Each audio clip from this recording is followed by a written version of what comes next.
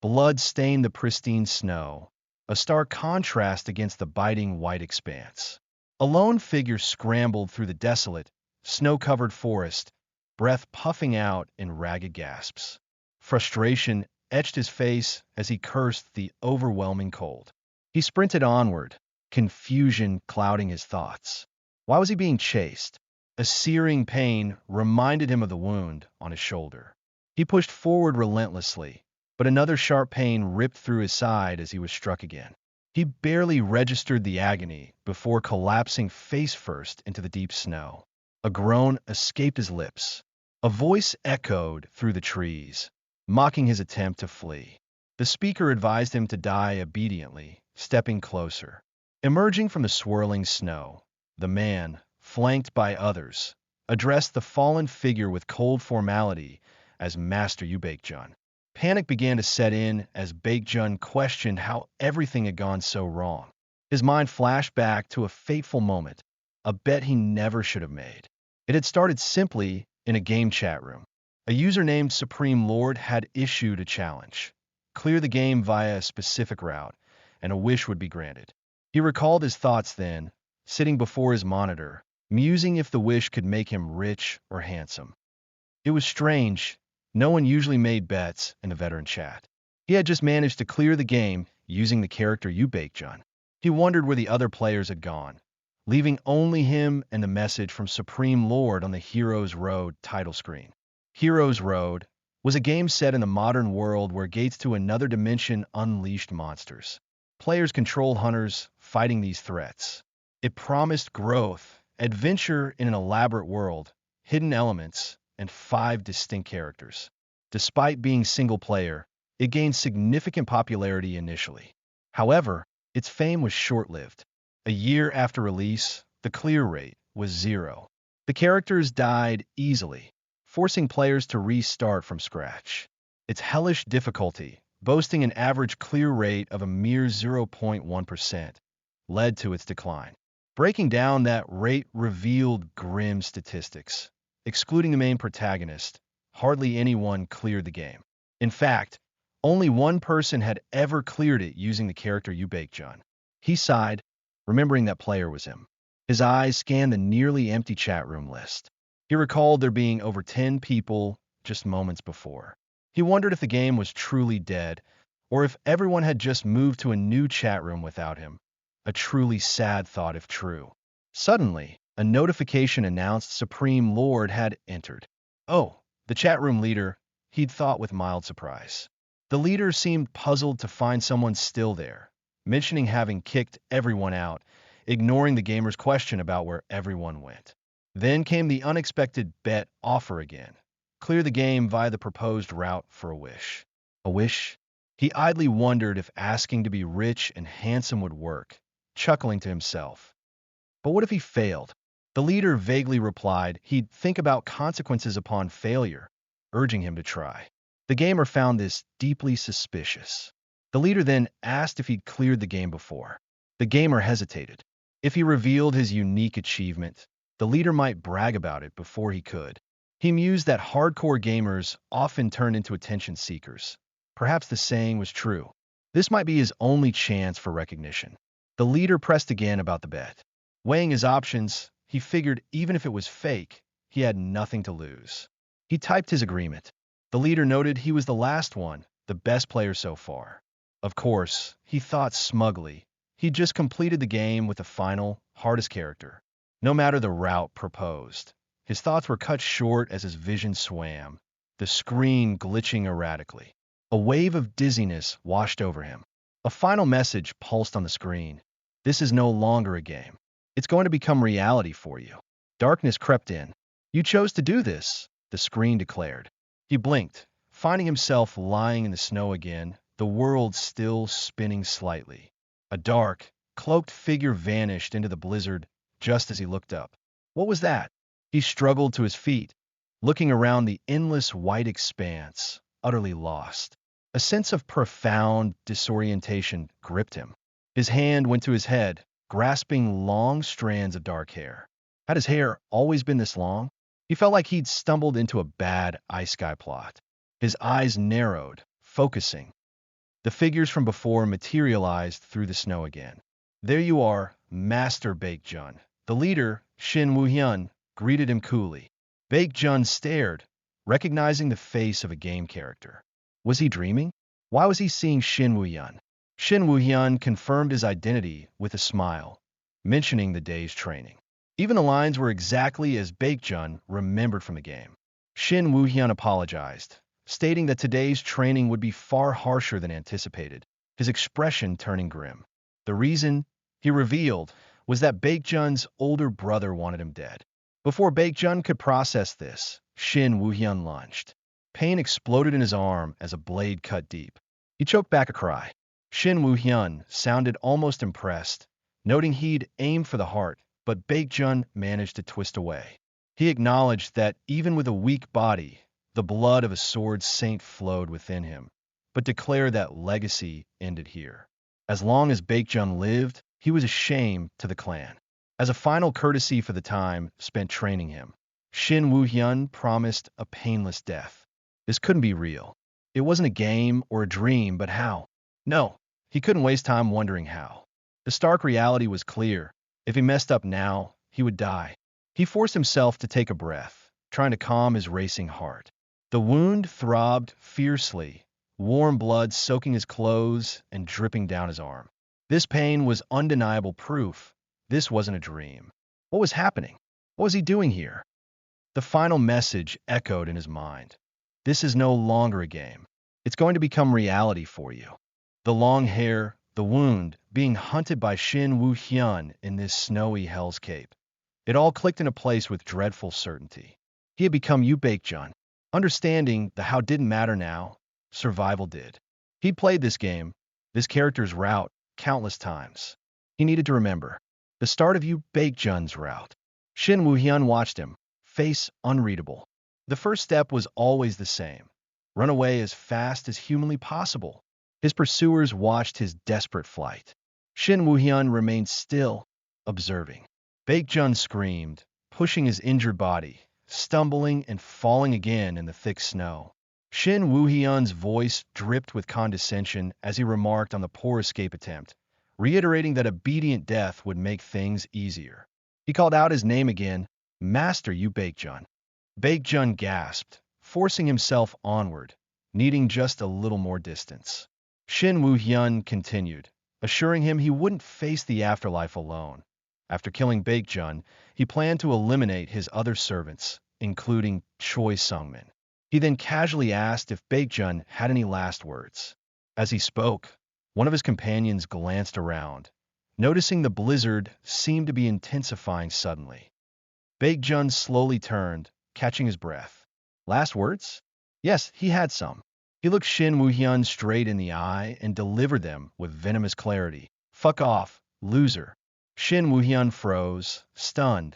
A black shadow erupted from the snow beside him. A large, snarling wolf lunging for his throat. Before he could react, a sickening crunch echoed through the howling wind, followed by a spray of crimson. Shin Woo-hyun stared in disbelief, uttering a questioning sound. What had Baekjun just said? His eyes widened slightly in surprise, just as the massive black wolf lunged, its teeth sinking into his shoulder with a brutal crunch. The wolf howled, savaging him. Shin Woo-hyun managed to steady himself, observing the large beast, now standing over him, his sword stained with blood. He identified it as an ice wolf, wondering aloud if the previous scream had drawn its attention. Before anyone could react further, more howls echoed, followed by panicked shouts. A whole pack of ice wolves burst from the blizzard, descending upon Shin Woo-hyun's subordinates.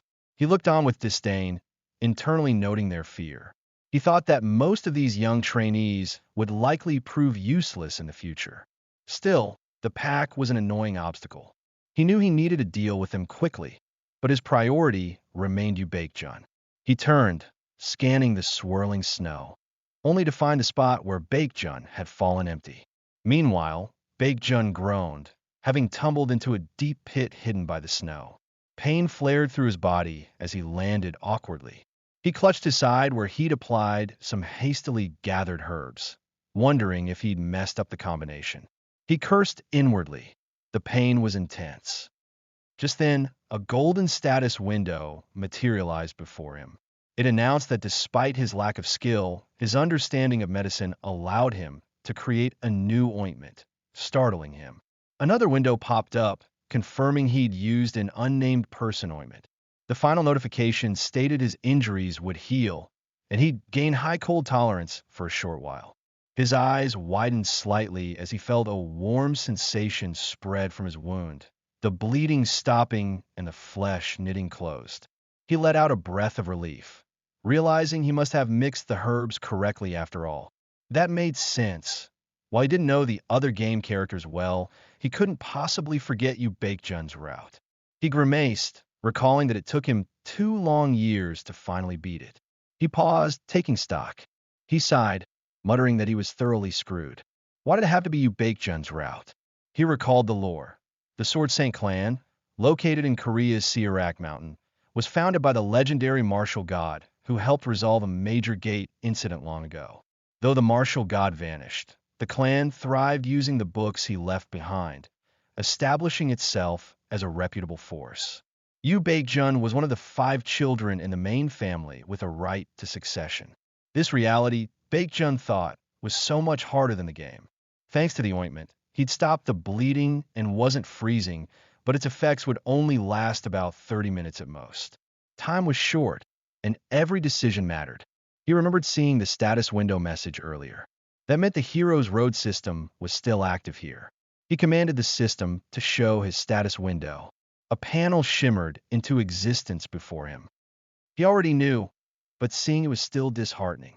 The status window displayed Ubaekjun's stats: Strength F, Agility F, Stamina F, Mana F, all at a pitiful 1 out of 100, with no innate abilities, traits, or skills listed.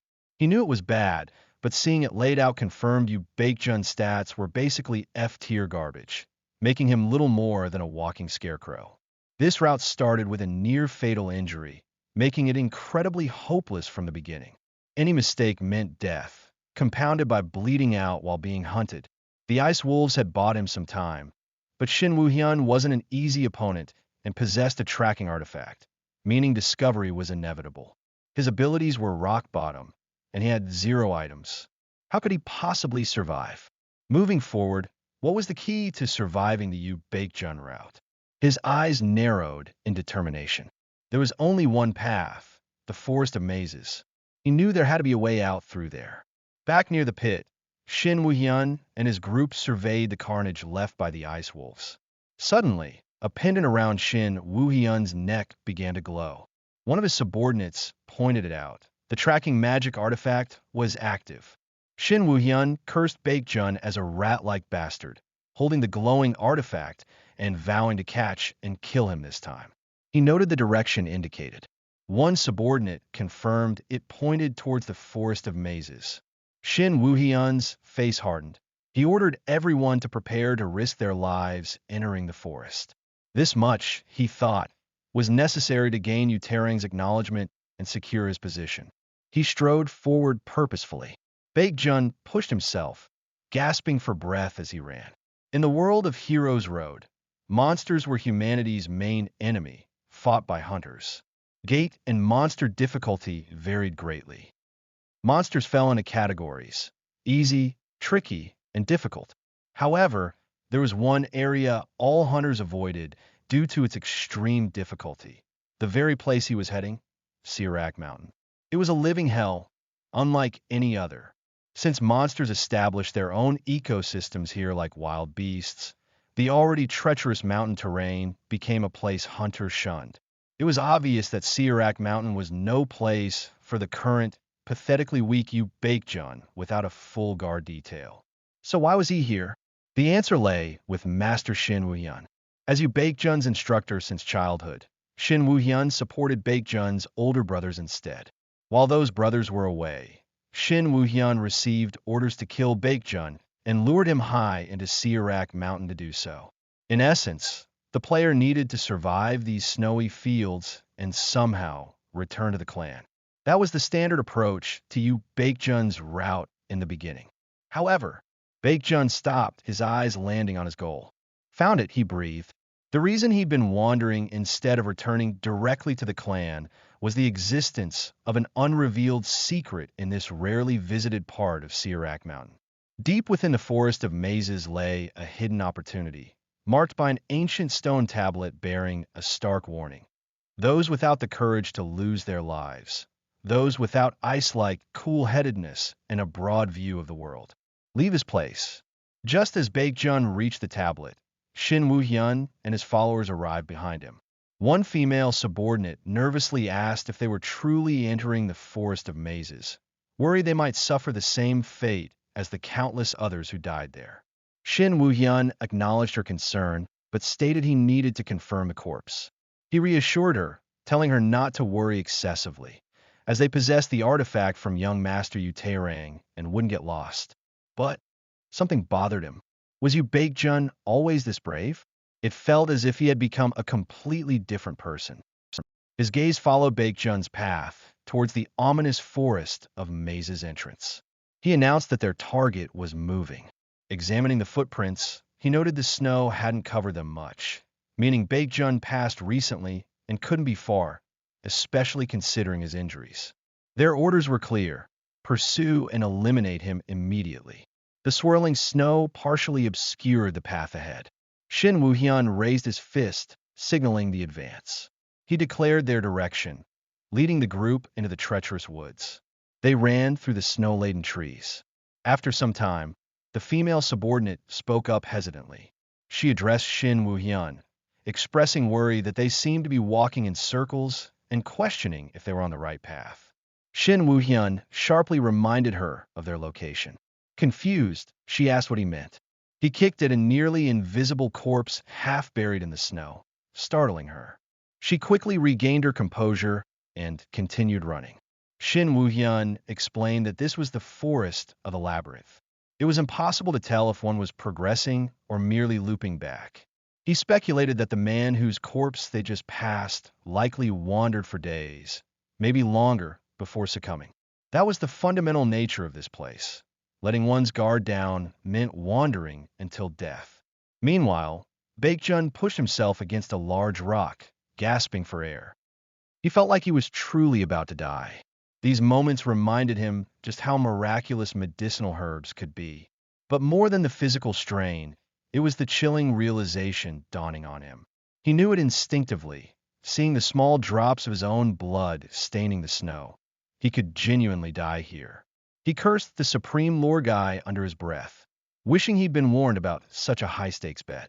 He admitted he'd been totally fooled, though ultimately, it was his own choice. Besides, he thought Riley didn't matter. He had also lied about not fully clearing the game. His stamina finally gave out, forcing him to stumble onward.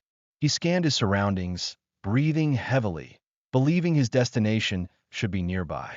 Through the trees, he saw it. A faint, knowing smile touched his lips as he confirmed, found it.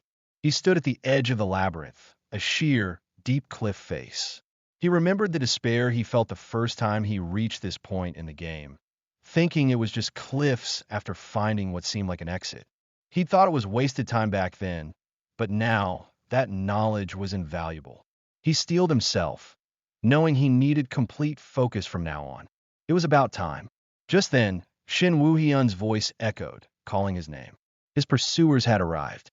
Shin Woo-hyun observed that Baekjun had run all the way there. Baekjun noted with grim amusement that Shin Woo-hyun wasn't even calling him master anymore. Shin Woo-hyun mocked him, questioning if all that running only led him to a dead end at the cliff's edge, declaring his meaningless resistance over. Baekjun turned, demanding why Shin Woo-hyun was doing this, accusing him of becoming Yu Taerang's dog. Shin Woo-hyun smirked, asking if Baekjun was only just figuring that out. He confirmed his decision to support Master Yu Taerang, whose strength, he believed, truly suited the Sword Saint clan. Baekjun listened, his suspicion confirmed. This was exactly like the game. Now that he was sure, wasting more time was too dangerous. If he delayed any longer, the cold, amplified by the ointment wearing off, would kill him.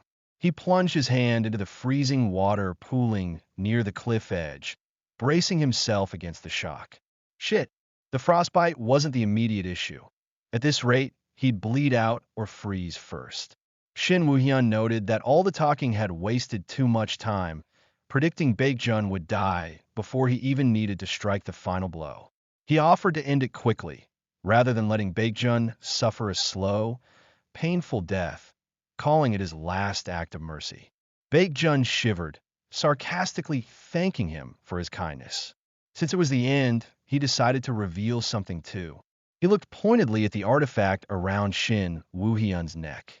A flicker of confusion crossed Shin Woo-hyun's face. Baekjun smiled faintly, telling the idiot the artifact was single-use. Shin Woo-hyun roared Baekjun's name in fury, lunging forward. But Baekjun was already gone, throwing himself forward off the cliff edge. He leaped into the abyss, letting out a choked gasp as the impact with unseen forces below rocked his body. Shin Woo-hyun and his followers watched in stunned silence from the clifftop as Baekjun plummeted into the swirling mist below. After a moment, Shin Woo-hyun stared down into the empty white void. One of his subordinates hesitantly suggested that Baekjun was likely dead. Shin Woo-hyun grimaced, acknowledging they wouldn't be able to recover the body and ordering a retreat for now, though he worried if Master Yu Taerang would believe his report without proof. He glanced down at the now-dull tracking artifact. He tried activating it again, but nothing happened. Why wasn't it working? Could Yu Baekjun have been telling the truth? Suddenly, guttural growls echoed from the forest behind them. They smelled human blood. Shin Woo-hyun and his group tensed as monstrous, orc-like figures emerged from the trees. He cursed their luck. They were far from safe.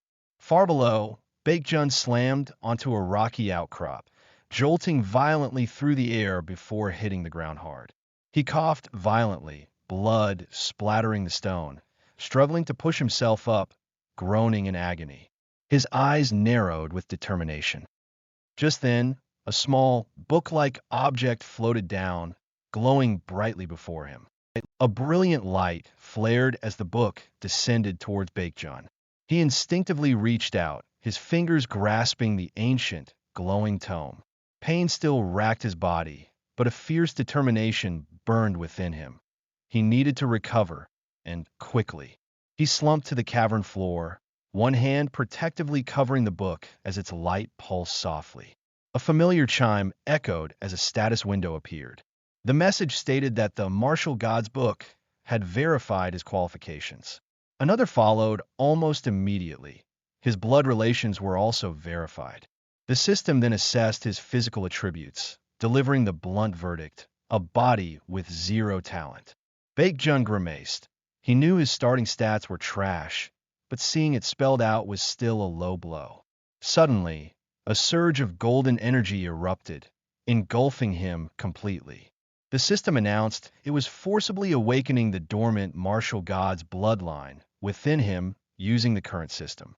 Power unlike anything he'd ever felt course through his veins, his eyes glowing with an intense light as the energy crackled and reshaped him. Images and a voice flooded his mind. His ancestor, the martial god himself, speaking to whoever opened this book. The ancient warrior spoke of his life's ambition to record every martial technique in existence. Facing his own mortality, he left this book, imbued with the power to continue recording new arts even after his passing, urging its user to wield it for a just cause. Feeling revitalized, Baekjun felt a connection to the past, silently promising his ancestor he would honor that wish. The status windows updated rapidly. He had acquired the unique ability, Martial God's Book, and the S-rank trait, Heavenly Martial Physique. His body automatically improved, boosting all his attributes significantly. A quick check showed his stats, strength, dexterity, stamina, and mana, had jumped from F to C rank. The ability, Martial God's Book, EX, 1 star, and trait, Heavenly Martial Physique, S, were now listed, though he still lacked specific skills. He pushed himself to his feet, feeling stronger, healthier. A glance at his shoulder confirmed the deep wound Shin Woo-hyun inflicted was completely healed. Not only had his rank increased, but he'd gained an insanely overpowered unique ability and trait in the process. He recalled the mechanics of Hero's Road. No easy levels, just relentless grinding for traits, skill proficiency, everything. The Awaken route was infamous for its brutal difficulty, only made survivable by acquiring game-changing unique abilities and traits like these. The system helpfully displayed his new gains again. A confident smirk spread across his face. This immense power-up was precisely why he'd risked the perilous journey to the tomb. He delved into the details of the heavenly martial physique, trait. It was described as a heaven-sent talent, granting an ideal body for martial arts, greatly enhancing combat reflexes, learning speed, and the power of learned skills. It accelerated stat growth and skill proficiency gain, and could even unlock new skills randomly. It was, frankly, a cheat code for growth. Next, he examined the Martial Gods book, EX 1 star. Pinned by the legendary martial god, it automatically recorded every martial technique conceived, even those yet unknown. Furthermore, it allowed him to learn any recorded skill by spending accumulated points. Unique abilities like this were exclusive, impossible to teach or copy. His ancestors' power was truly phenomenal. Essentially, any skill existing in this world was now potentially learnable, extending beyond mere martial arts to include fantasy-based combat techniques. If it was a way to fight, he could learn it. It was a shame magic and alchemy seemed excluded, but he figured there were other ways to deal with those if needed. First things first, a notification indicated he'd received 100 points and could accept a new quest. The book displayed a list of skills he could learn: Tri-Sword Technique, Bash, Charge, Rafalda Principality Spearmanship. All combat-oriented and utterly useless for his immediate needs. Direct confrontation was still suicidal. But then his eyes landed on the perfect option, Mobility Technique. A martial art focused on lightening the body, improving speed, agility, and reflexes. Perfect for both fighting and, more importantly, escaping, a fundamental skill for any situation. Like having cheat codes for parkour. Plus, he mused, once his proficiency with the book grew, he could unlock even more interesting applications. With his first skill chosen, only one task remained: selecting a quest from the newly available list. Option 1 was Catch Me If You Can, which sounded like it would resolve itself later. He focused on Option 2. I'm sorry, Ancestor. Please help me be a righteous bandit just for today. He inwardly sighed at the ridiculously lame quest name, but accepted it anyway. Accepting the quest opened a complex, maze-like path within the tomb, promising early-stage rewards upon reaching the exit. He recognized this. It was the hidden reward route for clearing the Martial God's tomb. This should be easy. He proceeded through the newly opened passage, briefly wondering how Shin Woo-hyun and his goons were faring against those orcs, hoping, for their sake, they managed to escape. Unbeknownst to him, the scene back in the forest was grim, with one subordinate already fallen, prey to the monstrous orcs. A lone orc patrolled near Shin Woo-hyun's hiding spot.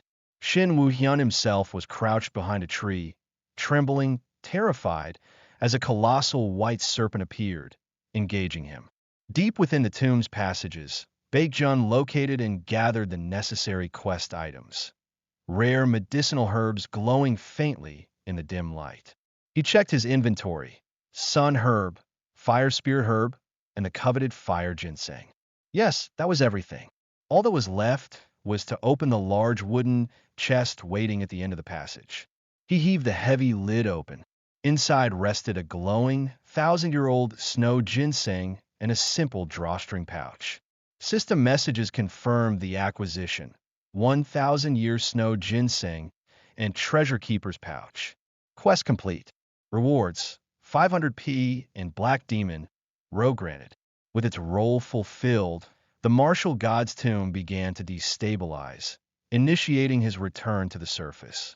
Baekjun sat calmly beside the open chest as the cavern trembled, a satisfied smile gracing his features. There was a certain romantic charm to the whole situation. finding a hidden tomb beneath a cliff, a classic wuxia trope perfectly suited for the legendary martial god. Though he still found it annoying how these inheritances were always stashed in ridiculously perilous locations like the Forest of Mazes. Still, the reward definitely justified the risk. The greater the struggle, the sweeter the loot. He stood, the newly acquired black demon, robe materializing on him as he offered a silent thanks for the items. A status window detailed the A-rank robe's properties, crafted from rare materials, incredibly sturdy, offering demon appearance and adaptability. A bright light enveloped him as the tomb collapsed and teleported him away. He materialized back outside, finding that night had fallen. He was standing in the snow near the Sword Saint clan's main gate observation post. Inside the lit building, a guard was absorbed in a game on a handheld device when someone off-screen called out that his Ramian was ready. The guard replied he was coming up. As he glanced back at his retro monster fighting game, a game over screen suddenly flashed, surprising him. He looked up towards the window, noticing an odd reflection in the glass. What kind of pattern was that? It didn't look normal. He squinted, puzzled, then startled. Was that a monster? No. Wait, it was Master Yu Baekjun. Baekjun, outside the window, tersely ordered the guard to fetch Choi Sungmin. The guard stammered, asking him to repeat that. Baekjun's voice hardened as he repeated the command, calling the guard a bastard and telling him to bring Choi Sungmin immediately. A flashback showed Yu Baekjun running desperately through the snow, clutching his wounded side, fear etched on his face as a bright light flared behind him. He collapsed moments later, leaving only bloodstains on the white ground. Transitioning abruptly, the scene shifted to a well-appointed room within the Sword Saint clan's estate. A concerned voice wondered aloud if the young master would wake up, noting he had been unconscious for 4 days now. Another, older voice chided the first for impatience, advising they wait a bit longer. The speaker, identified as Ju Jungwon, the esteemed physician of the Sword Saint clan, reiterated that the young master's condition wasn't due to physical injury. Choi Sungmin, Baekjun's young servant, looked puzzled, asking why his master remained unconscious if not injured. Jungwon admitted uncertainty about the exact cause, but observed that Baekjun had no apparent injuries. In fact, he seemed physically healthier than before, though his troubled state suggested a nightmare. As if on cue, Baekjun's eyes snapped open. He shot upright with a loud yell, startling both attendants. He gasped for breath, looking wildly around the unfamiliar room. Sungmin and Jungwon expressed immense relief that the young master was finally awake. Baekjun stared at them, utterly confused, wondering if this was just another layer of dreaming, like some kind of dreamception. Sungmin looked bewildered by his master's strange reaction. The reality began to sink in for Baekjun. He scrambled out of bed, flung open the window shutters, and let out a bewildered shout into the open air.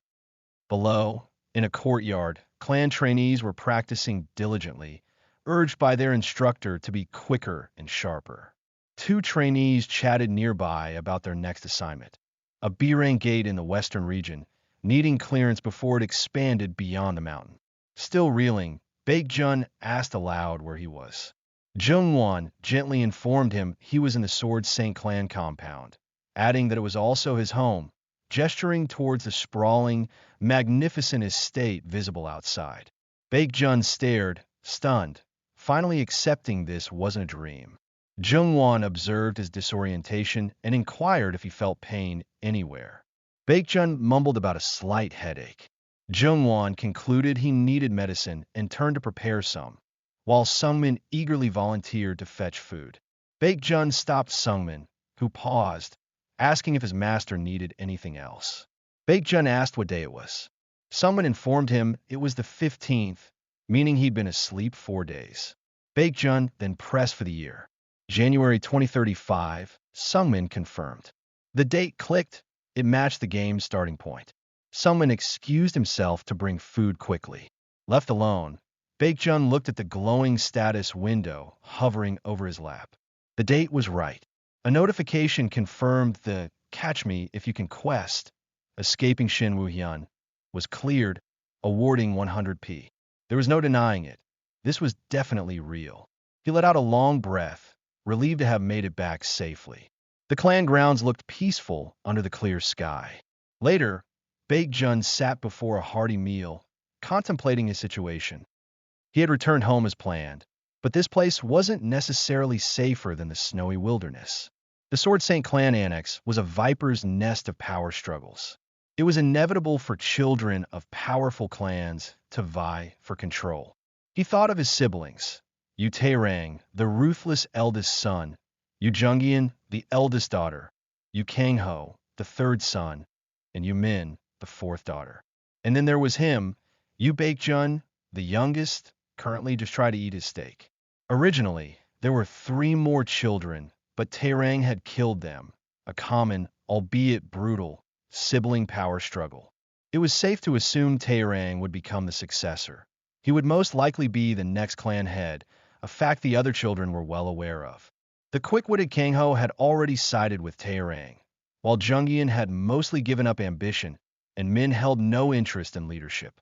So why kill the other 3 siblings? Because their beloved eldest brother, Yu Taerang, was the type who wouldn't overlook any possibility for future disputes.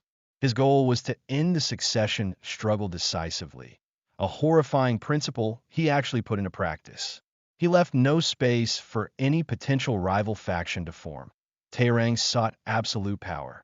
Baekjun took another bite, acknowledging the food was good. In summary, the main villain of his rout was his eldest brother. Since today was January 15th, 2035, matching the game's timeline, he knew that in exactly 2 years, their father, Yu Muhak, would pass the clan leadership to Taerang. If Baekjun didn't deal with Taerang before then, he was fated to die at his brother's hands. So, he had 2 years, maybe less, because once Taerang gained absolute authority, Baekjun's chances would plummet. Sungmin returned, misunderstanding Baekjun's murmured 2 years, asking if he needed something. As Sungmin cleared the dishes, Baekjun thanked him. He knew Taerang was currently occupied with a gate incident in Sirak Mountain and wouldn't return for exactly 2 months. Grabbing his pouch, Baekjun announced he'd be back soon. Sungmin protested, concerned about his master's recovery. This clan was ruled by power. Strength meant acknowledgement. Thankfully, he headed towards the medicine room. The Sword Saint clan had resources, including excellent teachers. First, he needed to get stronger. Inside, Jungwon was busy grinding herbs. The physician looked up as Baekjun entered, remarking that he must have been on the 2nd floor. Baekjun apologized for entering without permission, carrying the pouch he'd received from the tomb. Explaining he hadn't found Jungwon downstairs, he humbly asked if it wasn't too much trouble, he could perhaps look around. His expression turned earnest, revealing his first step to rapid growth, becoming the physician's disciple. Jungwon paused, clearly surprised by the request to be watched while he worked. Baekjun confirmed, adding a layer of justification by stating he was curious about his own current condition after the incident, leaving the old physician momentarily confused. The narrative shifted focus to Ju Jungwon, a physician who had served the clan since the previous head's reign, possessing special healing skills and affinity. He held no interest in the clan's power struggles, dedicating himself solely to herbs and medicine, which was why he remained without a disciple despite his desire to pass on his lifelong knowledge. His loyalty was to his craft and the clan, but sadly, none of the clan members saw value in learning pharmaceutics when they could simply purchase remedies. This lack of interest had left Jungwon discipleless. However, Baekjun saw an opportunity. He needed an elixir for rapid strength gain, and for that, pharmacist Ju Jungwon's oriental medicine formulation skill was essential. Jungwon, finally acknowledging Baekjun fully, remarked that creating the current medicine had taken longer than anticipated. He apologized, attributing his slowness to his aging body. Baekjun brushed off the apology. Sensing an opening, Jungwon inquired if the young master was perhaps interested in pharmaceutics. Baekjun's face lit up as he eagerly affirmed his interest, stunning the elderly physician. Baekjun claimed he'd been studying from books on his own. He then demonstrated surprising knowledge, identifying the faint scent of peace herb and dream flower Jungwon was working with, deducing the medicine was for soothing aches and mental stability. Jungwon was astonished that Baekjun could tell merely from the scent. Baekjun elaborated, mentioning he couldn't learn everything from books, so he'd foraged and even eaten various herbs, including, apparently, poisonous ones like the scream herb he now identified in the mixture. A true challenge accepted moment. Jungwon stammered that Baekjun was correct. He'd added the poisonous herb for a specific reason, explaining that when processed correctly, it became a potent vitality enhancer. The physician looked utterly dumbfounded. A wave of realization washed over Jungwon. What a shame. The young master's true talent lay not in martial arts, the clan's highest priority, but in the life-saving arts of medicine. If only he weren't a descendant of the Sword Saint clan. Changing the subject slightly, Baekjun asked what Jungwon had heard about his recent incident from Choi Sungmin. Jungwon repeated the fabricated story. Baekjun went for a walk alone and was attacked by monsters.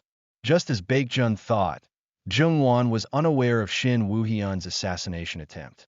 Baekjun continued his act, stating the incident made him appreciate medicine's utility in danger, lamenting that he never learned properly and needed to study more. Seeing the apparent sincerity, Jungwon eagerly offered to teach him personally. Baekjun feigned surprise, asking if the esteemed pharmacist would truly teach him, citing Jungwon's busy schedule. Jungwon chuckled, dismissing his own busyness, insisting he would make time to instruct young Master Yu Baekjun. Baekjun expressed profound gratitude for the opportunity. Jungwon, equally honored, suggested Baekjun ingest the newly completed medicine first. The scene shifted briefly outside the estate. A quest window popped up for Baekjun, become pharmacist Ju Jungwon's disciple by demonstrating sufficient knowledge. Back in his room, Baekjun felt confident. Passing Jungwon's test and learning the formulation skill wouldn't be hard, having mastered it countless times in the game. He reaffirmed his trust in Jungwon and Sungmin. Unlike the power-hungry Shin Woohyun, Sungmin's loyalty stemmed from past gratitude, though his lack of martial talent limited his future prospects. Still, Baekjun knew Sungmin would never betray him. Then, a new, ominous quest appeared, the first steps to escaping anchovyism, demanding he run for at least 5 hours straight. Baekjun sighed, foreseeing immense suffering. Just then, Sungmin entered, shocked to hear Baekjun intended to exercise. Baekjun confirmed, dismissing his bewildered servant. Sungmin remained confused by his master's sudden dedication. Baekjun recalled his father's cruel words, branding him weak and incompetent, banishing him. The Sword Saint clan operated on survival of the fittest, a brutal truth. The original Yu Baekjun was kind but lacked the martial prowess valued above all, leading to constant disregard, even mockery from trainees about his frail build. He could have lived peacefully with books, but this clan demanded strength. Putting on trainers, Baekjun began the grueling run. Initially, it felt surprisingly manageable, but exhaustion quickly set in. He pushed on, feeling like death warmed over, questioning his body's limits. After what felt like an eternity, a notification chimed. Quest complete. He received 50p and a strength increase, with Part 2 announced. He collapsed, utterly spent, admitting it wasn't doable at all. Still, checking his status window revealed the 6 hours yielded better results than expected, boosting his stats significantly. Relief washed over him. Things would be different now. He knew the Qigong technique theory, but wasn't sure his body could keep up. Focusing his qi, he activated the skill, feeling his body lighten as his speed increased dramatically. He recognized the sensation from his escape from the martial god's tomb. It was incredibly convenient to activate the skill at will. Panting, he noticed an unpleasant smell. A smug voice nearby identified the stench as a rotting corpse, belonging to his sweating younger brother. It was Yu Kangho, his third brother, observing him with disdain. Baekjun tensed, wondering why Kangho was there. Yu Kangho stood with his posse, remarking disdainfully that the scent of Baekjun's sweat was fouling the clan's air and demanding to know what he was doing. Baekjun, still catching his breath on the ground, acknowledged his brother Kangho, noting inwardly it was about time for him to appear. He forced a smile and explained he'd been exercising. Kangho returned the greeting curtly, adding mockingly that they wouldn't meet if Baekjun just hid in his room all day. He then questioned why Baekjun was exercising at all. Baekjun internally scoffed. Kangho was barely older, but acted like a condescending boomer. Still smiling, Baekjun quipped that an exercising idiot was still an idiot, thinking how snobbish his brother sounded. This was Yu Kangho, the third son, also known less formally as the clan's resident spender and womanizer, basically the clan's ass, a man prone to causing trouble wherever he went. Baekjun stuck to his cover story, mentioning the recent monster attack as his motivation for training. Kangho laughed dismissively at the idea. He called the training a waste of time, but offered his help if Baekjun needed it, punctuating the offer with a swift kick that sent Baekjun sprawling. Kangho sneered, offering his kind help, just as he had in the past, before turning and leaving with his group. Clenching his fist on the ground, Baekjun seethed. He vowed internally that Kangho would be dead to him. He desperately wished he could fight back immediately, but knew the time wasn't right yet. The priority now was clear: get stronger. As if on cue, the next phase of the quest popped up, the first steps to escaping anchovyism, 2, requiring 3 hours of strength training for another reward. With grim determination, Baekjun prepared to move. Later, back in the relative quiet of his room, Baekjun consulted the glowing martial gods book. He needed offensive skills. The book presented options: strike, a basic mana infusion technique costing 100p. Then there were the Tri-Fist technique and Tri-Mind technique, described as pathetic back-alley skills teaching basic jabs, elbows, and uppercuts costing 50p each. He calculated his points: 500p from the tomb, plus 100p earned from the anchovyism quests. Nice. By tomorrow, he'd have enough points to learn the skill he truly wanted: attribute manifestation. Attribute manifestation was an A-rank skill used by the formidable Yoon Sangha, allowing the user to fill their weapon with overflowing mana. Its drawback was immense mana consumption, making it difficult to use effectively. Still, its potential, especially combined with the 1,000-year snow ginseng, was staggering. In contrast, the Tri-Fist and Tri-Mind techniques seemed laughably basic. Strike wasn't too bad, though, third-rate martial arts, even if trained to the extreme. Yet, Baekjun planned to learn these basic skills for a simple reason: an upcoming event required them. Over the next 4 days, while diligently working to escape his anchovy physique through grueling training, Baekjun also continuously impressed Ju Jungwon with his medicinal knowledge. He identified herbs like tilting grass, explaining its paralyzing poison and how proper preparation could turn it into an energizing component. Jungwon's eyes practically sparkled with admiration for his unlikely student. Baekjun passed Jungwon's tests, repeated the physically demanding quests, and accumulated points. Finally, a notification confirmed he had acquired the Oriental Medicine formulation, B skill, enhanced due to Jungwon's expert guidance. He smiled with satisfaction. Jungwon praised him, stating Baekjun was now a great pharmacist, more talented than most. Baekjun remained silent for a moment, confirming his suspicion. The glowing system windows were visible only to him, just like in the game. Dismissing the thought, he humbly attributed his progress to Jungwon's teaching. Then, he stated he wanted to make a certain medicine and asked for the physician's help. Intrigued, Jungwon inquired what he intended to create. Jungwon's eyes widened in shock as Baekjun carefully revealed the legendary 1,000-year snow ginseng, along with other rare ingredients like sun herb, fire spirit herb, and fire ginseng. The physician looked momentarily stunned, then realization dawned. He asked if Baekjun's supposed monster attack was actually related to finding these treasures. Baekjun sheepishly apologized for not being entirely truthful, though he reasoned it wasn't exactly a lie. Jungwon waved it off, saying he understood completely. He would have done the same for such a valuable find. Baekjun thanked him for understanding. Jungwon marveled at the potent energy radiating from the snow ginseng, confirming its authenticity despite never having seen one before. He asked what kind of medicine Baekjun planned to make.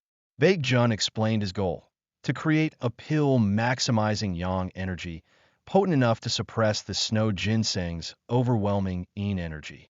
Jungwon looked startled, asking if Baekjun intended to. Baekjun confirmed with determination. He would consume the 1,000-year snow ginseng. Jungwon now understood the purpose behind Baekjun's intense exercise regimen over the past few days. Filled with excitement, the old physician readily agreed, eager to begin crafting the pill immediately. Under the moonlight, they worked together, Baekjun utilizing his newly acquired Oriental medicine formulation skill, enhanced by Jungwon's presence. A system notification chimed. Extreme Yang Pill A created a potent concoction made by an incredible pharmacist. The pill glowed with warm energy. Baekjun sat cross-legged, the pill and the snow ginseng before him, reflecting that he hadn't initially known he'd used the herbs obtained from the martial god's grave like this. Jungwon assured Baekjun he would watch carefully and call for help if things looked dangerous. Baekjun agreed, taking a deep breath. He picked up the Extreme Yang pill, broke it, and swallowed half. Instantly, fiery energy erupted within him, causing Jungwon to gasp as Baekjun's body was engulfed in intense red power.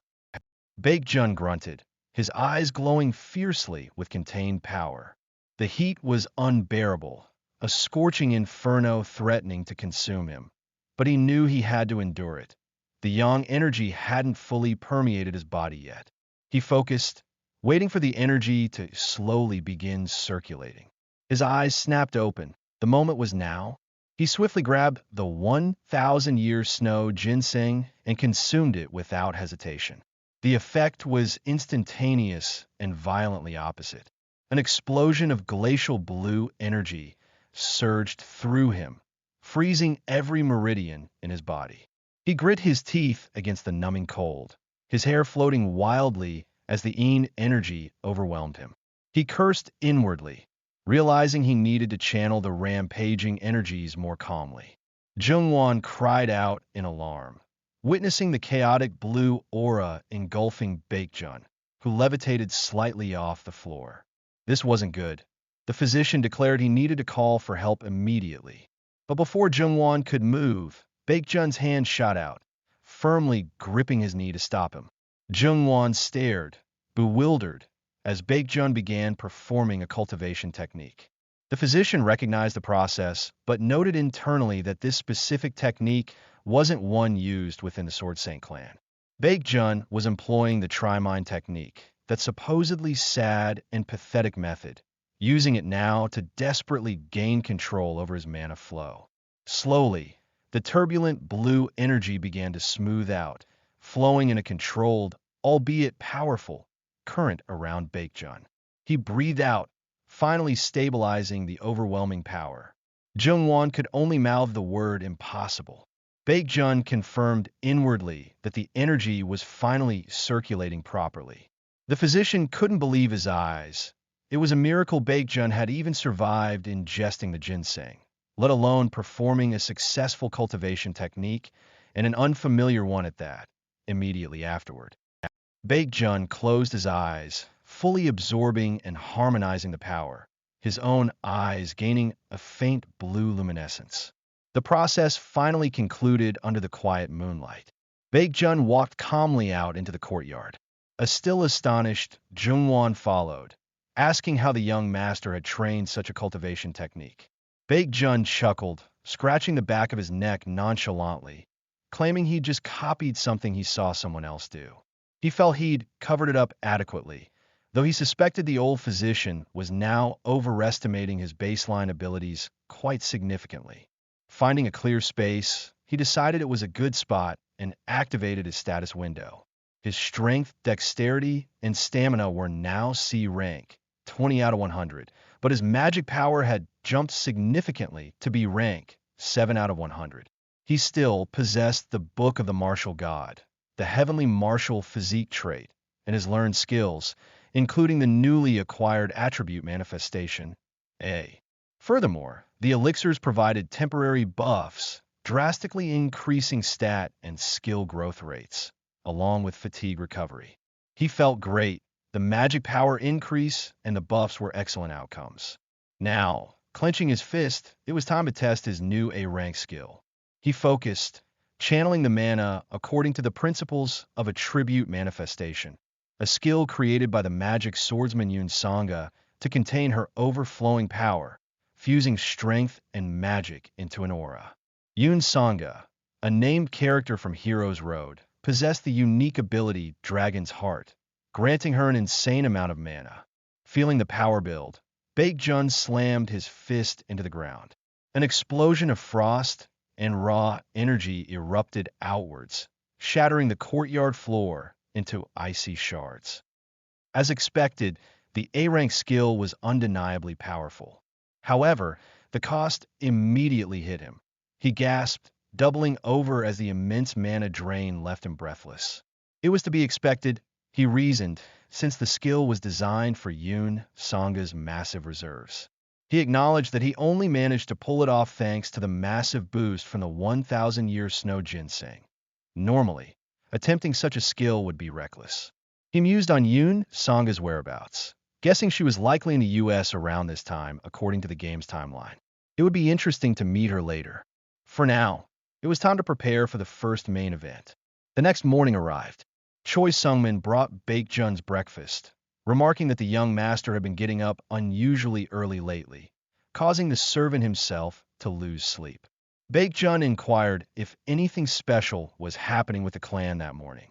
Sungmin hesitated before explaining that, since it was Sunday, the clan members would be observing the trainees' morning training session. He added that he had been asked if they wanted to observe, but had declined, remembering Baekjun disliked it intensely the last time he went as a child.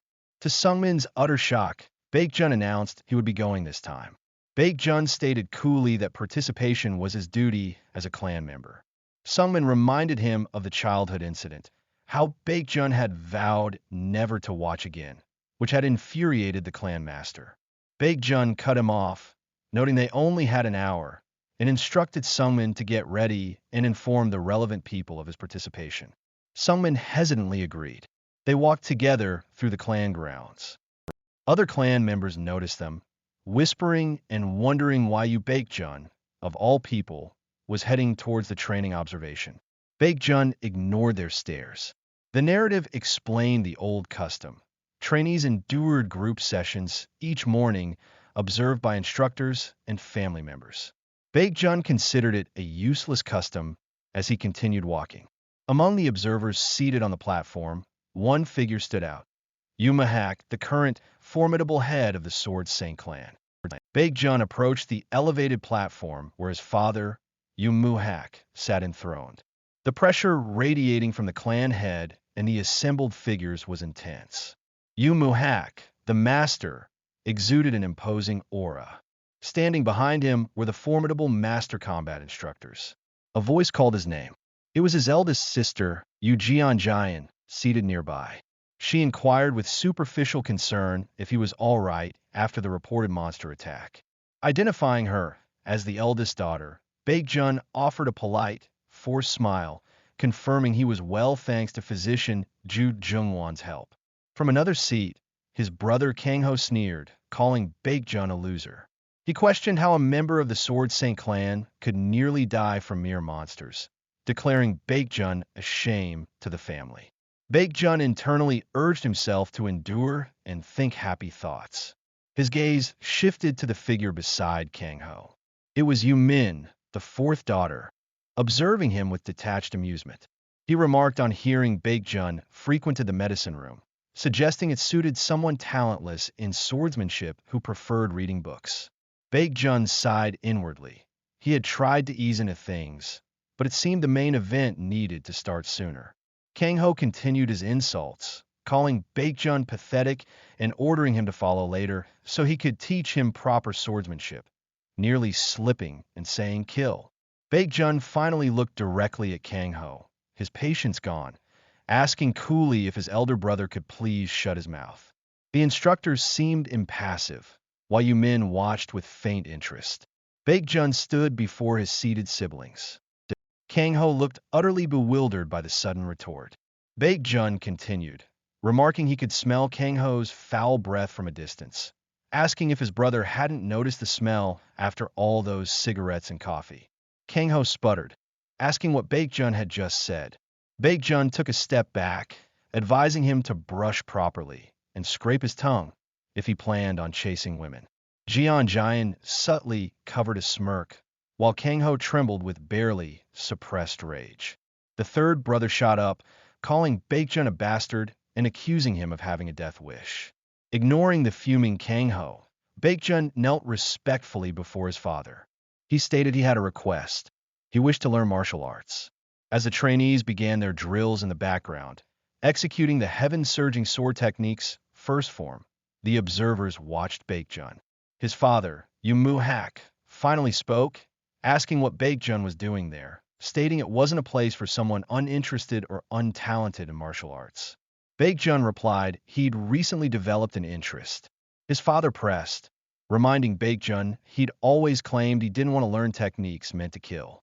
Baekjun acknowledged his past words, but explained that his near-death experience had changed his perspective. Rather than die helpless, he now desired to learn martial arts for survival, having cast off his previous foolish thoughts. His father remained impassive, asking, "And what about it?" Baekjun declared his wish to study under one of the 4 master combat instructors. The instructors in question remained silent. Kang Ho burst out laughing, finding the notion ridiculous that someone like Baekjun deserved instruction from master. Yumuhak stated flatly that Baekjun's talent for martial arts was worthless, deeming it a waste of time for anyone to teach him, especially a master combat instructor. Baekjun met his father's gaze, asking what if he did have talent.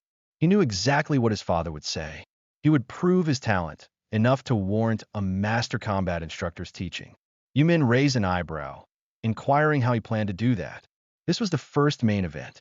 Baekjun declared that in exactly 1 week, he would defeat brother Yu Kang Ho in a spar right there. Kang Ho's face went slack with disbelief. Yumin remained silent. Kang Ho, regaining his senses, looked furious, accusing Baekjun of joking and mocking him. Baekjun ignored Kang Ho, turning back to his father and asking for his decision. A slow smile spread across Yumuhak's face. He agreed, stating he'd like to see Baekjun try. However, he warned, this would be Baekjun's last chance. If he failed, he would no longer be considered a member of the clan. He should be prepared to risk at least that much. Baekjun readily agreed, accepting the terms. Leaving the platform, Baekjun walked away, some men trailing nervously behind. He had only 1 week. Defeating Kang Ho meant securing training from a master instructor, essentially getting a new skill for free. He glanced at the mana scarecrows used for training, constructs infused with mana to allow limited movement and attacks. A smirk touched his lips. Yu Kang Ho, he thought, was already dead. Following Baekjun's bold declaration, whispers immediately spread among the clan members observing the training grounds. They murmured incredulously about the weakling Yu Baekjun actually training, recalling how he supposedly ran off crying the last time Kang Ho tried to train him, predicting this attempt would be just as entertaining and short-lived. Unseen by the gossiping onlookers for now, Baekjun began his relentless training regimen. He practiced the Tri-Fist technique, a basic fighting style often dismissed as something only back-alley thugs learned, focusing on simple punches and elbow strikes. He integrated this with swift movements using the Qinggong technique, closing distances rapidly before unleashing mana-infused strikes against resilient mana scarecrows. The force of his blows sent the training dummy flying. From a distance, Master Instructor Han Songa watched his movements without expression. For 3 days, Baekjun had repeated this pattern, relentlessly pounding the mana scarecrows, reducing them to fragments. He panted, catching his breath between repetitions. Grandmaster Lee Kunmo stood nearby, also observing. He noted to Han Songa that there wasn't anything particularly special about the young master's training. He merely ran around using Qin Gong and fought dummies with the crude tri-fist technique. Yet, Kumo seemed perplexed. She wondered aloud how Baekjun possessed the energy for such prolonged exertion, and why his posture remained stable despite the duration, showing a strange level of experience. Most puzzling was the choice of fist techniques in a clan devoted to the sword. Han Song-ah remained thoughtful. When Lee Kunmo inquired about her thoughts, she simply stated it was nothing. Kunmo then probed, asking if she had reconsidered supporting Utaerang. Han Song-ah firmly declined, politely thanking him but stating her mind remained unchanged. She bid Grandmaster Lee Kunmo farewell, subtly suggesting it would be more convenient for his faction if she supported Taerang. She watched him depart before turning her attention back to the training grounds. Night fell over the clan estate. Baekjun finally stopped, breathing heavily from exhaustion. He looked over the field littered with the remnants of destroyed mana scarecrows, remarking with satisfaction that he'd certainly beaten them to a pulp. He sat down, reflecting. He had worried about potential differences from the game, but his progress felt consistent, largely thanks to the incredible boost from the 1,000-year snow ginseng. Without it, he knew he would have passed out ages ago. Suddenly, a voice called out to the young master. Baekjun recognized the voice instantly. It was Master Han Song-ah, asking if he was all right. The Sword Saint clan operated under a strict hierarchy. Patriarch at the top, followed by those with direct blood ties, then grandmasters, masters, and finally, trainees at the bottom. Within this structure, political maneuvering was constant, with grandmasters and masters often backing their preferred successors. Naturally, more support meant a greater advantage in the competition for leadership. However, some, like Han Song-ah, chose neutrality, refusing to align with any faction. Baekjun thought, finally, he had anticipated her approach. She offered him a towel, immediately questioning his decision to fight Yu Kang-ho, who had been trained extensively by grandmasters. She bluntly asked if he understood the point of fighting when he was likely going to get beaten badly. Baekjun wiped the sweat from his face, acknowledging her point. He'd have asked the same thing. He assured her he didn't ask for the fight without reason. He had his own ideas. Han Song-ah inquired if the fist technique he was practicing was part of that idea. Baekjun saw the distinct curiosity glimmering in her eyes. Han Song-ah was unique within the Sword Saint clan. Unlike most members obsessed solely with swordsmanship, she held an interest in other forms of combat, like magic, seeking to utilize diverse methods to become stronger. Her position as a master, however, forced her to hold back these interests. Seeing a successor use fist techniques was highly unorthodox here. This was the Sword Saint clan. After all, a place where swordsmanship was traditionally considered the only path. Baekjun directly challenged that notion, asking who decided that. He pointed out that the martial god himself utilized swords, fists, spears, and even archery, all ways of fighting. Why then should the Sword Saint clan restrict itself solely to the sword? Han Song-ah hesitated, seemingly taken aback. Baekjun pressed on, telling Master Han Song-ah to listen closely. He declared he had no intention of adhering to such a stupid, restrictive rule. He would learn whatever he needed to become stronger. She remained silent. Internally, Baekjun knew the truth was more complex. For reasons unknown, the martial god had only left behind sword techniques in his teachings, and a legendary figure never even appeared directly in the Hero's Road game. Han Song-ah finally spoke, conceding that Baekjun's perspective, unrestricted by the clan's dogma, allowed him such thoughts. Baekjun admitted he wasn't perfect. To his surprise, Han Song-ah then offered to help him with his training. There it was, the curiosity he'd sensed. Baekjun cautiously pointed out that associating with him, someone looked down upon by everyone, could negatively impact her standing. Han Song-ah simply stated she was already an outcast anyway. Since they were both looked down upon, she reasoned, it hardly mattered if she taught him. Baekjun considered this. Other masters would have made excuses. For Han Song-ah, to make such an offer wasn't just because she was also marginalized. It showed she genuinely didn't care about others' opinions and possessed real talent as a master. A genuine smile touched Baekjun's lips. He accepted gratefully, stating he would love to be taught by her. He knew Han Song-ah was a hunter with the potential to become a magic swordsman like Yun Sanga, skilled in mana handling. Learning from her could be highly beneficial. Han Song-ah agreed readily and told him to stay seated. Baekjun started to suggest beginning tomorrow, noting the late hour, but she cut him off sharply, telling him not to sound so weak. She reminded him forcefully how he planned to win against Yu Kangho with such an attitude. Baekjun froze, realizing he'd forgotten. Han Song-ah was known to be a completely different, terrifyingly strict person when she was teaching. Looks like training was starting now. No excuses accepted. The bright morning sun glinted off the rooftops of the Sword Saint clan estate. In the training courtyard, Baekjun stretched and warmed up under the watchful eye of Han Song-ah.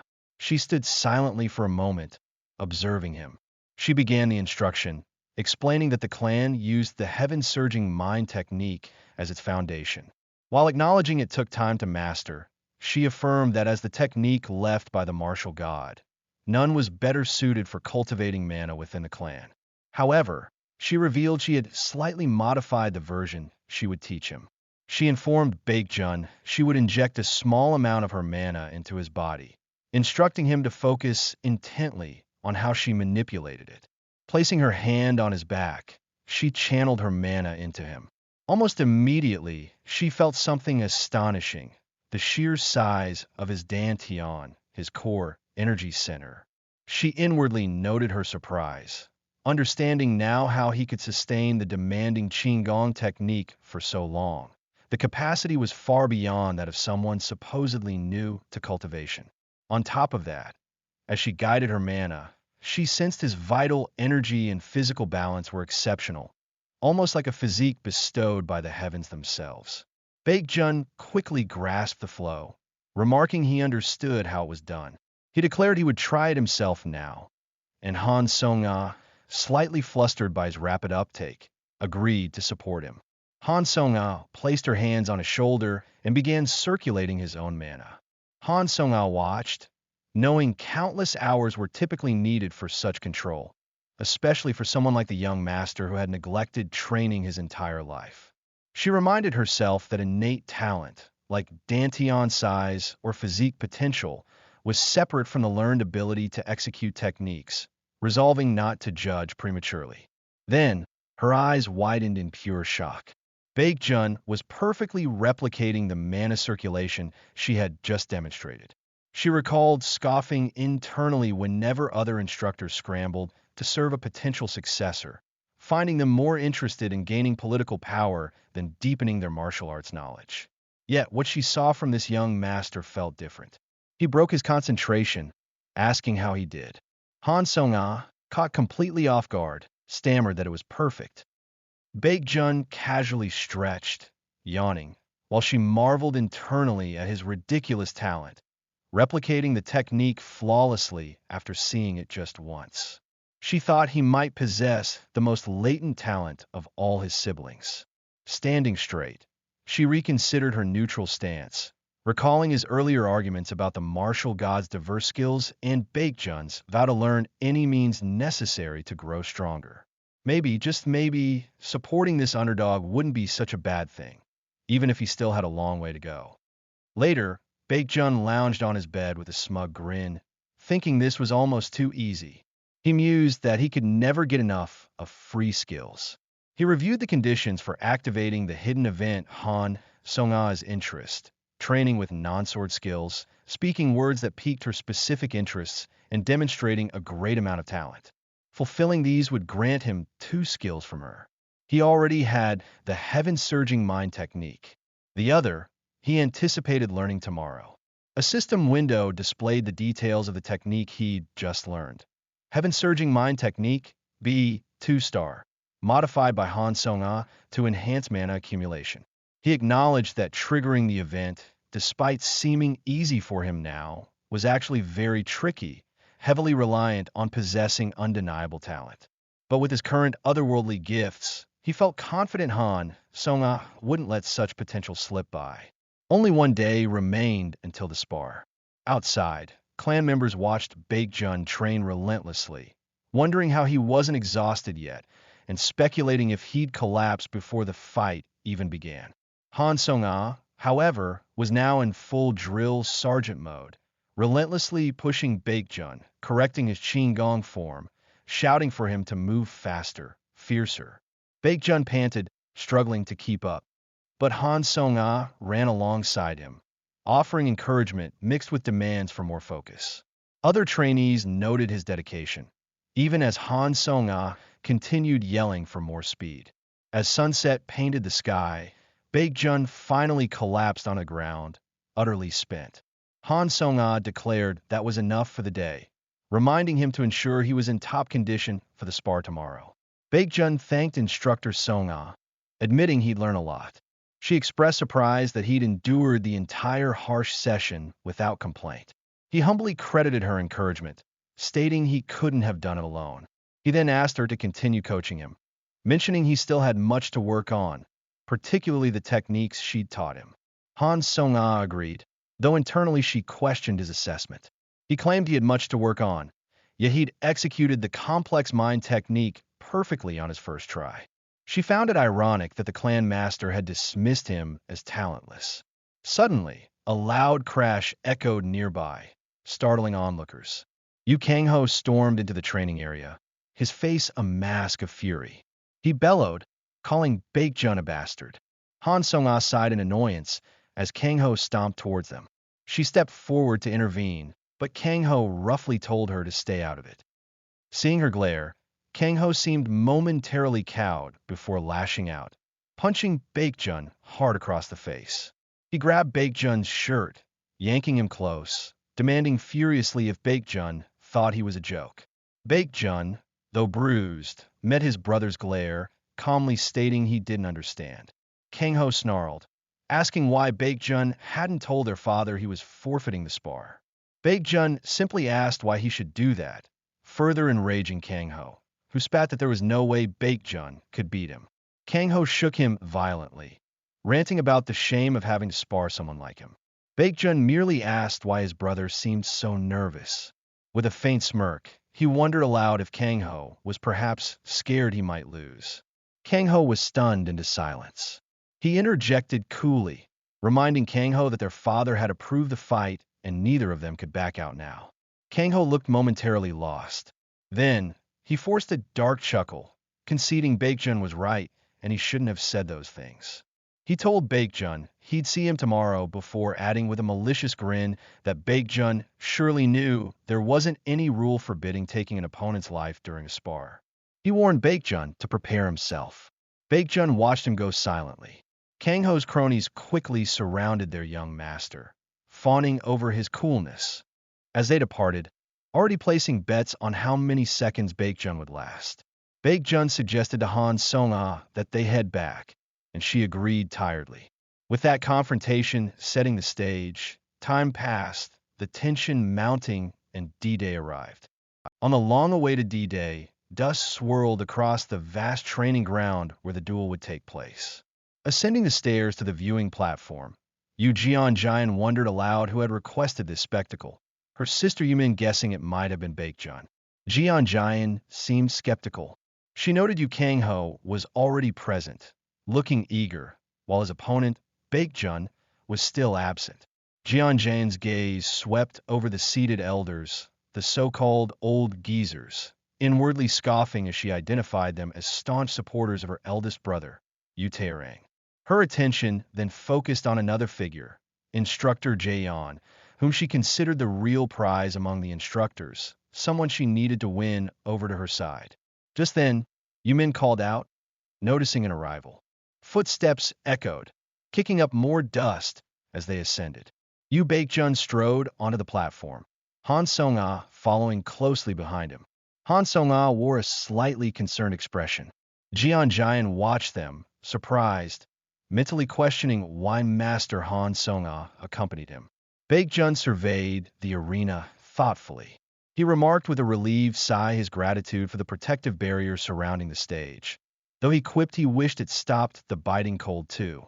He turned to Han Song-ah, asking for her agreement, but she remained silent, simply observing him.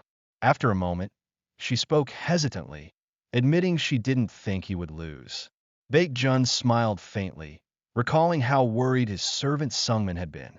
A brief memory surfaced of Sungmin fretting over Kang-ho's notorious roughness. Concerned Baek-jun would get hurt regardless of the outcome. Baek-jun paused for a moment. He then lightly teased Han Song-ah, remarking that she sounded like his official master now. She looked momentarily flustered and Song-ah quickly handed Baek-jun a towel. Their exchange was interrupted by a loud announcement. The patriarch was arriving. Ush! Baek-jun turned towards the entrance, telling Han Song-ah they should prepare themselves. Leaning closer, he asked conspiratorially if she wanted to hear something interesting. She inquired what it was. He recounted how Kang-ho used to travel widely in his youth, a fact Han Song-ah confirmed she'd heard. Baek-jun continued, explaining that during those travels, Kang-ho encountered a monster that severely injured his right arm, requiring difficult treatment. Han Song-ah acknowledged the story, handing Baek-jun his outer robe as he thanked her. Baek-jun then mentioned the reason he brought it up, just as a quest notification pinged silently in his vision. The quest, titled, I Became the Shame of the Household, tasked him with teaching the bullying Kang-ho a lesson by winning the duel, offering 300p and proficiency in the martial gods book as a reward. Life is the real deal, indeed. A small smirk played on Baek-jun's lips. He told Han Song-ah not to worry so much, his gaze drifting towards his father's seat. An attendant with a distinct bowl haircut stood ready, bowing low before stepping forward to officiate. He announced loudly that the duel would now begin. From the viewing platform high above, the arena looked imposing. Baek-jun fastened his fighting gloves, his expression calm. Across the dusty expanse, Kang-ho strode forward, gripping a wooden practice sword. His face contorted with barely concealed fury. The two brothers faced each other. Baek-jun noted Kang-ho seemed in good shape, then allowed a smirk, interpreting Kang-ho's visible tension as confirmation of his earlier taunt about being scared. He'd take that as a yes. Kang-ho, meanwhile, silently seethed, vowing internally to kill his younger brother.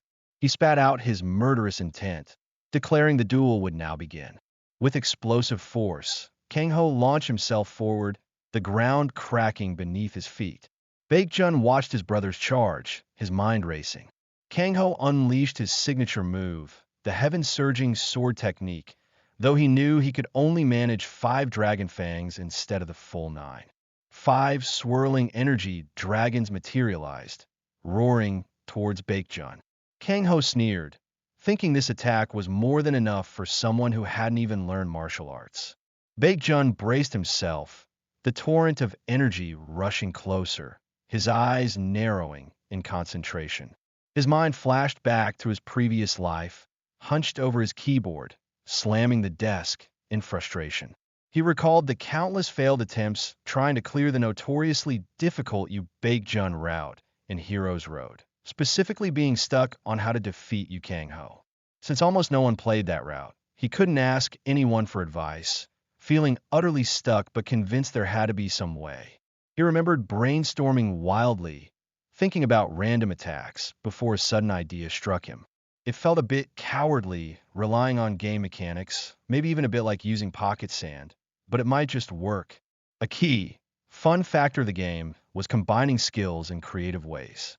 The memory faded. Just the night before, someone had urged him to rest. Baek-jun had dismissed him, wanting privacy.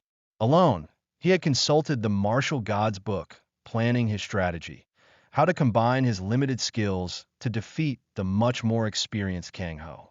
He scrolled through the purchasable skills list. His eyes landed on ground kick, a simple technique to kick up dust and rocks. He envisioned Kang-ho laughing derisively at the seemingly pathetic move, only to be momentarily blinded by the debris. The plan solidified, ground kick enhanced with his icy attribute manifestation. The resulting explosion of icy shrapnel would catch Kang-ho completely off guard, likely causing him to instinctively block and take minor damage.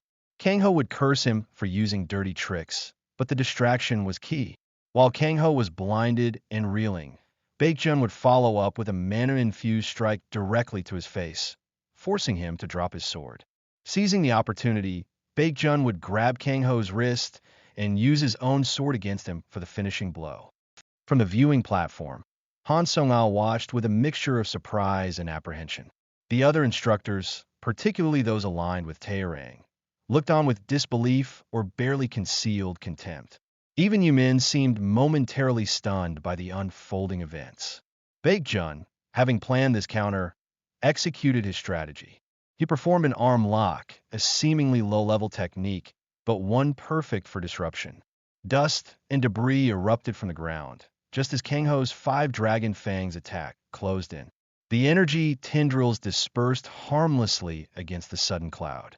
Baekjun then used the Qinggong technique's swift steps, expending mana to instantly jump a significant distance back, easily evading the aftermath of Kang-ho's dissipated attack. Landing lightly, Baekjun looked at his disoriented brother, commenting on how embarrassing it was. He taunted Kang-ho, reminding him of his earlier threats to kill him, pointing out that at this rate, Kang-ho wouldn't even manage to land scratch. Kang-ho, sputtering incoherently with rage and dust, barely managed to tell Baekjun to shut up. Baekjun continued his psychological assault, addressing his brother calmly. He asked if Kang-ho knew why their father allowed him to run wild with his antics despite his bullying nature. It was, Baekjun stated coolly, because Kang-ho was talented. Talented enough, he added pointedly, to go around bullying others, though he admitted he didn't truly understand their father's reasoning in valuing such talent. He mockingly questioned if their father really thought Kang-ho was talented. Incensed beyond reason, Kang-ho screamed for Baekjun to shut up and launched another attack, a wide, curving sword energy arc called Moon Slash. Baekjun stood his ground, seemingly preparing to block the energy slash head-on with his bare hands. Kang-ho grinned savagely, calling Baekjun an idiot for attempting such a foolish block, predicting his arrogance would be his end, sneering that his hands were about to be sliced off. But as the Moon Slash reached him, Baekjun didn't block. Instead, he activated a tribute manifestation, channeling fiery yang energy into his fist. He punched forward, not at the slash itself, but seemingly through it. The clash resulted in a brilliant explosion of energy. Kang-ho looked utterly shocked, wondering how Baekjun possessed such enhanced energy. Instructor Jaeon also watched the display, intrigued. Kang-ho stumbled back, asking how it was possible. Baekjun reminded him that in the Sword Saint clan, only the strong survive. The strong prey on the weak, and the weak are devoured. Leaping high into the air, Baekjun combined attribute manifestation with strike, plummeting towards the ground and slamming his fist down. The impact created a massive shockwave, tearing up the arena floor and sending waves of dust and energy outwards. Han Sung-ah shielded her face from the blast, unable to see through the thick dust cloud. She called out uncertainly for the young master. When the dust settled, a notification chimed for Baekjun. Quest cleared. I became the shame of the household. He received 300p and increased proficiency for his Martial Gods book. Kang-ho lay defeated in a crater amidst the debris, completely incapacitated. Standing over his fallen brother, Baekjun declared that since he was now the stronger one, he would be taking Kang-ho's authority, mansion, finances, and everything else. That, he stated coolly towards the stunned onlookers on the platform, is what the winner gets. Yumin simply mouthed, wow. The instructors murmured amongst themselves, wondering how Baekjun had mastered enhanced energy techniques with an attribute in just a week, seemingly without teaching. One instructor clarified he'd heard Master Han Sung-ah helped, but was told she only taught basic circulation and Qinggong. This meant Baekjun learned the fist techniques and energy enhancement entirely on his own, a feat deemed impossible, making them question if he was some kind of genius. Yu Jianjian pondered this, dismissing the idea of simple genius. Baekjun had never shown talent before, despite their father's attempts to train him since childhood. Could it be, she wondered, looking toward her father, that their father's assessment of Baekjun had been wrong all along? Yu Muhak remained seated, his expression unreadable, though a faint flicker of interest crossed his face. He ordered Han Song-ah to tell Yu Baekjun to come to his room. As Baekjun walked away from the ruined arena, Han Song-ah joined him, congratulating him on the job well done. She admitted she had worried he might get hurt, but was amazed he won without a single wound. Baekjun brushed off her concern, reminding her he'd told her not to worry. He glanced back at her, a thoughtful expression on his face. He felt confident she'd agree if he asked her to become his official master now, seeing the admiration in her eyes. He might have pushed it if this were still just a game. She handed him his clean outer robe, which he accepted with thanks. He decided against rushing things. She would be his official master soon enough. Just then, an attendant approached, informing young Master Yu Baekjun that the patriarch wished to see him. Baekjun understood immediately. His father would ask him to choose a grandmaster to learn from. He informed the attendant he would go as soon as he was dressed. However, as he walked away, he thought that simply getting a grandmaster wasn't enough. Kangho, beaten by a supposed weakling after only a week of training, would be treated by Ju Jungwon. His image within the clan was utterly ruined. But Baekjun knew there was more he could take from his defeated brother. He decided with a sly grin, he would do what he did before in the game. Entering Yu Muhak's spacious room, Baekjun saw the 4 grandmasters lined up, awaiting his decision. His father sat, his face impassive but radiating authority. Baekjun knelt respectfully. Yu Muhak acknowledged Baekjun's stated desire to learn martial arts. He reminded Baekjun that the grandmasters were the pillars of the clan, and only the truly talented could receive their teachings. He then asked Baekjun directly if he possessed that talent. Baekjun met his father's gaze and replied simply, "Do I not?" causing a nearby servant girl to gasp. Yu Muhak conceded Baekjun certainly had the spirit. However, he stated Baekjun could not be taught by all of them. The pillars of the clan couldn't be controlled by mere blood relations, so if one refused to teach him, Baekjun had to accept it. Baekjun realized his father wanted him to choose just one, just as he'd anticipated. He considered the 4 grandmasters, John Daekwon, Lee Kunmo, Jaeyun, Cheon Jongwon. 3 of them already supported other successors. Asking them would result in refusal or useless training. To activate the specific hidden event he wanted, related to the most powerful techniques, there was only one viable option. Looking directly at the female grandmaster, Baekjun declared his choice with a confident smile. He would choose Grandmaster Jaeyun. Baekjun had made his choice, selecting Grandmaster Jaeyun. Jaeyun was renowned as the most skilled among the 4 master combat instructors, having served Yu Muhak for a long time. She researched diverse martial arts to advance the clan's swordsmanship, focusing entirely on this goal and nurturing trainees rather than engaging in successor disputes. Many of her students, over the years, had become instructors themselves, a prime example being Han Song-ah in her younger trainee days.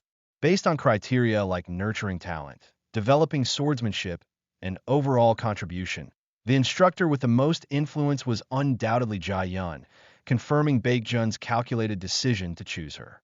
Yu Muhak turned to Jaeyun, asking for her response. She remained silent for a moment. The other grandmasters anticipated refusal. Lee Kunmo thought it was over for Baekjun's ambition. It was well known Jaeyun didn't take successors as disciples to avoid political entanglements, having only taught even Yu Terang basic swordsmanship. Lee Kunmo mused how unfortunate it was, considering Baekjun's shut-in past, that he'd likely be rejected after working hard for this chance, wishing Jaeyun and Han Song-ah weren't so stubbornly neutral. However, before giving her answer, Jaeyun stated there was one thing she needed to confirm. She approached Baekjun, asking his permission before proceeding. Placing a hand on his shoulder, she began assessing his talent, checking his physique and mana flow. Baekjun remained calm, knowing the result was obvious thanks to his heavenly martial physique. Jaeyun's eyes widened in disbelief. She muttered that it was impossible. Standing up, she declared to the room that his physique was perfect. One of the other instructors asked what she meant by perfect. Jae-yun clarified she meant exactly that. His physical structure was flawless for martial arts. The instructors exchanged surprised glances, compelled by her assessment. Yu Muhak pressed again, asking Jae-yun what she would do. She acknowledged that until now, she had always declined successors to avoid the disputes, a decision Yu Muhak had respected. However, she declared that this time, she would go against her precedent and take Yu Baekjun as her disciple. Yu Muhak simply acknowledged her decision, telling her to do as she pleased.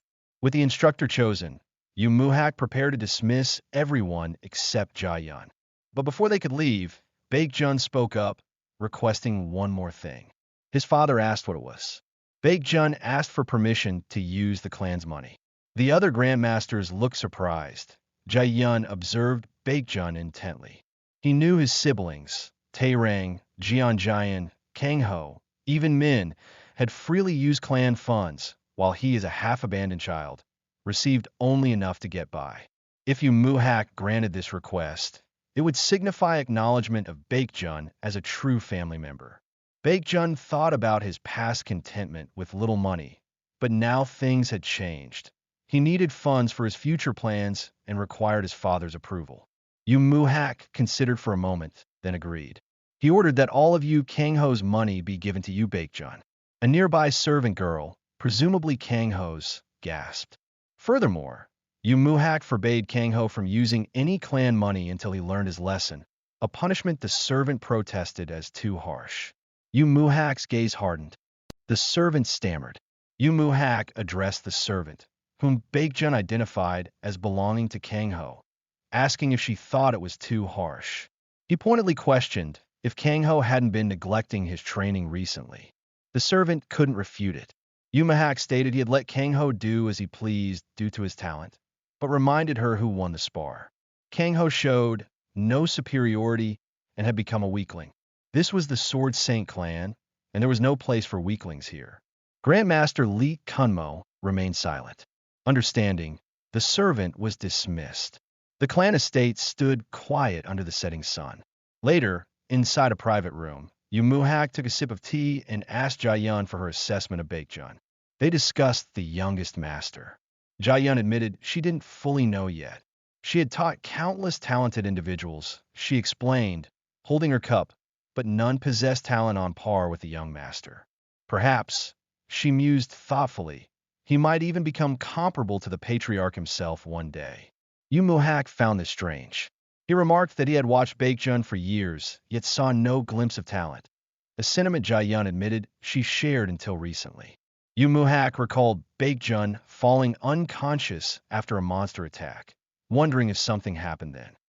Jae-yun agreed that seemed the only possibility. Yu Muhak found this intriguing, considering Baekjun might now be another variable, a potential disruptor. The sun cast long shadows across the estate. 2 days later, Baekjun sat studying the Martial Gods book. It had leveled up to rank 2, unlocking a new feature, spending points to obtain traits. This was great news. Previously, he could only learn skills, but now he could acquire inherent talents, like poison immunity or faster mana recovery, though they were quite expensive. Additionally, certain hidden events required specific traits. Knowing Yu Taerang would return in about a month and a half and definitely target him, Baekjun knew he needed to get stronger fast. It was about time, he decided, closing the book, to step out into the real world. Before officially debuting in society, Baekjun decided to gather some information first, tasking his loyal servant, Sungmin. Sungmin looked surprised when Baekjun asked him to find out what items would be presented at the Somnium Bar auction in a week. Baekjun confirmed this was exactly what he wanted. He recalled that Hero's Road changed settings with each run.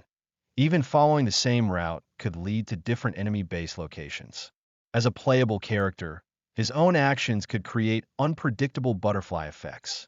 Therefore, it was more beneficial and less likely to cause unwanted ripples to have Sungmin handle such reconnaissance, especially since Baekjun needed time to train with Jae-yun and manage his newfound finances. Well, damn, he thought. realizing how busy he was about to become. Soon after, Baekjun stood before a mountain of gold and chests. Kang Ho's fortune.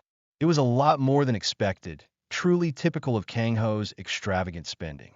An attendant approached the young master, presenting him with a sleek black card. This card, Baekjun mused, was the kind used by the top 0.1%, like having an unlimited cheat code for money.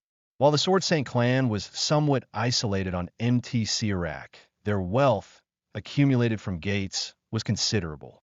As he took the card, another figure approached. It was Han Songa. Baekjun wryly noted he'd asked Sungmin for the card, but Han Songa handed it over herself.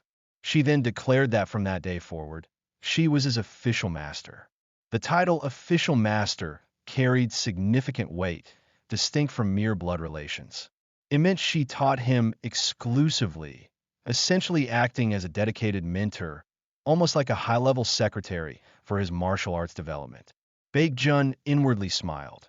Han Songa was one of the most talented masters, someone he absolutely needed on his side, and she had volunteered for the role. Expressing his gratitude aloud, he thought, hell yeah. With finances secured and an official master assigned, Baekjun returned to his room to consult the martial gods book. He decided he needed to focus on training for a while and should learn a trait or two. He quickly found the C-rank trait, Energizer, which reduced fatigue and sped up recovery. It cost 300 P, definitely more expensive than a skill, but necessary now that the thousand-year snow ginseng's buff had worn off. That ginseng miracle allowed him to train day and night, but he couldn't rely on rare medicines forever. With his traits sorted, he considered skills. In Hero's Road, skills were acquired mainly through training or using rare skill books. Skill books contained all necessary information, granting the skill upon reading, but higher-ranked ones were incredibly hard to find, unlike common low-ranked books. Thus, training was the primary method for most, making skill books an occasional bonus. Of course, Baekjun smirked. He had the martial gods book, allowing him to learn skills anytime. Furthermore, being recognized as a successor meant he could receive the training he desired, which was incredibly helpful right now. He headed towards the training grounds. Sword Saint Clan Grandmaster Jia Yun greeted him upon arrival, inviting him inside. Inside the serene room, Jia Yun offered him tea, uncertain if he liked it. Baekjun accepted, saying he didn't hate it. Jia Yun confirmed his wish to learn martial arts from her and asked pointedly what exactly he wanted to learn. Baekjun paused, sipping his tea, then stated clearly he wanted to learn fist techniques. Jia Yun looked surprised, repeating his words incredulously. Baekjun confirmed, acknowledging that normally one would learn the clan's symbolic heaven-surging sword technique, which was powerful and core to the clan's identity. Jia Yun reminded him this was the Sword Saint clan. Baekjun affirmed he knew. Jia Yun seemed puzzled. Baekjun elaborated that he wasn't ruling out the sword completely. Fist techniques were just the beginning. He declared his ambition to learn all types of martial arts, just as the martial god himself had done. He intended to learn and utilize everything that could make him stronger. Jia Yun listened intently. Baekjun then noted he heard she had researched the martial arts the martial god used, figuring that knowledge would be handy. Jia Yun remained seated calmly, finding his approach interesting. She remarked it was as if he was certain she knew them. Baekjun smiled, confirming he picked her precisely because he knew she knew. Jia Yun conceded. She admitted she did know a fist technique, found after much research through old records. There was an issue, however. She confirmed Baekjun's unspoken question. The technique she found was incomplete. She frankly advised him that if he truly wished to become stronger, learning the complete heaven-surging sword technique was the standard path. Before she could list its virtues, Baekjun interrupted, stating firmly he would not change his mind and reiterated his request to be taught the fist technique. Jia Yun paused, then acknowledged his determination. Agreeing to his wish, she led him outside to the training grounds where other trainees were practicing. Baekjun observed the talented trainees, noting Jia Yun's skill as an instructor. Jia Yun informed him there were only 2 moves she could teach him. Baekjun thought 2 moves were hardly anything for a whole technique. Jae-yun confirmed again that, as she said, it was incomplete. Much of the original technique was missing. She placed her hand on a training post, channeling mana, and summoned several mana dummies around them. Nearby trainees stopped, watching the rare sight of the Grandmaster demonstrating. Recognizing young Master Yu Baekjun with her, a quest window suddenly popped up for Baekjun. The quest, titled of course, I'm a Genius, tasked him with proving his talent by watching Jae-yun's skill closely and copying it, rewarding 200p. Baekjun smirked, piece of cake. Jae-yun prepared to demonstrate the first move, stating its name, Heaven Breaker. She stated she would show the first technique. Its name, she announced intently, was Heaven Breaker. Stomping her foot forcefully, she unleashed a swirling vortex of energy that tore across the training ground. The mana dummies stood still. A powerful green aura enveloped her as she channeled the attack, striking the ground with immense force. The bright green energy radiated outwards, crossing the distance in a flash. A dragon-like shape formed within the green energy stream as it surged forward, culminating in a massive explosion that cratered the stone floor. Dust settled around the Grandmaster. Baekjun repeated the name, Heaven Breaker. Jae-yun explained that, as the name suggested, it was highly destructive.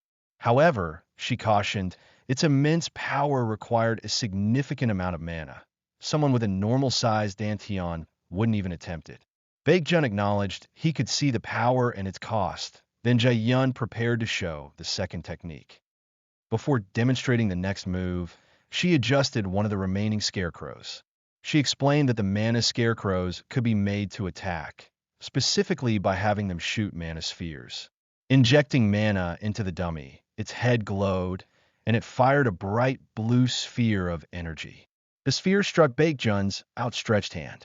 Jae-yun noted it wasn't powerful enough to cause real harm, though Baekjun observed it did sting a little. He wondered why she shot it at him, not recalling this training method from the game. Jae-yun explained this demonstration was necessary for the second technique. She instructed him to watch closely. Activating the mana dummy again, it launched another sphere. Multiple spheres flew towards her. Just as they were about to hit, Jae-yun intercepted them with swirling green mana. She gathered the energy, manipulating it with fluid movements. The captured blue energy condensed in her hand, now infused with her green mana. With a swift motion, she redirected the amplified energy, launching multiple green projectiles back towards the training area. The observing trainees were stunned. One exclaimed in disbelief that Master Jae-yun knew such varied martial arts. Another muttered he wouldn't dare try copying what she just showed. Jae-yun turned back to Baekjun, explaining the technique was called Reversal Strike, gracefully returning an attack to the sender.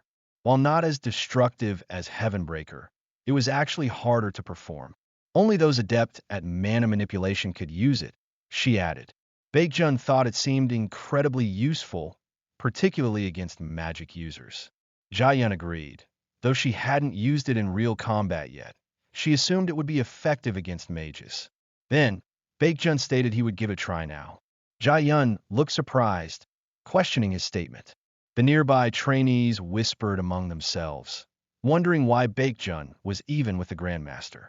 One recounted the rumor that Baekjun had asked Jae-yun to teach him after defeating Kang-ho, but the others scoffed, finding it unbelievable.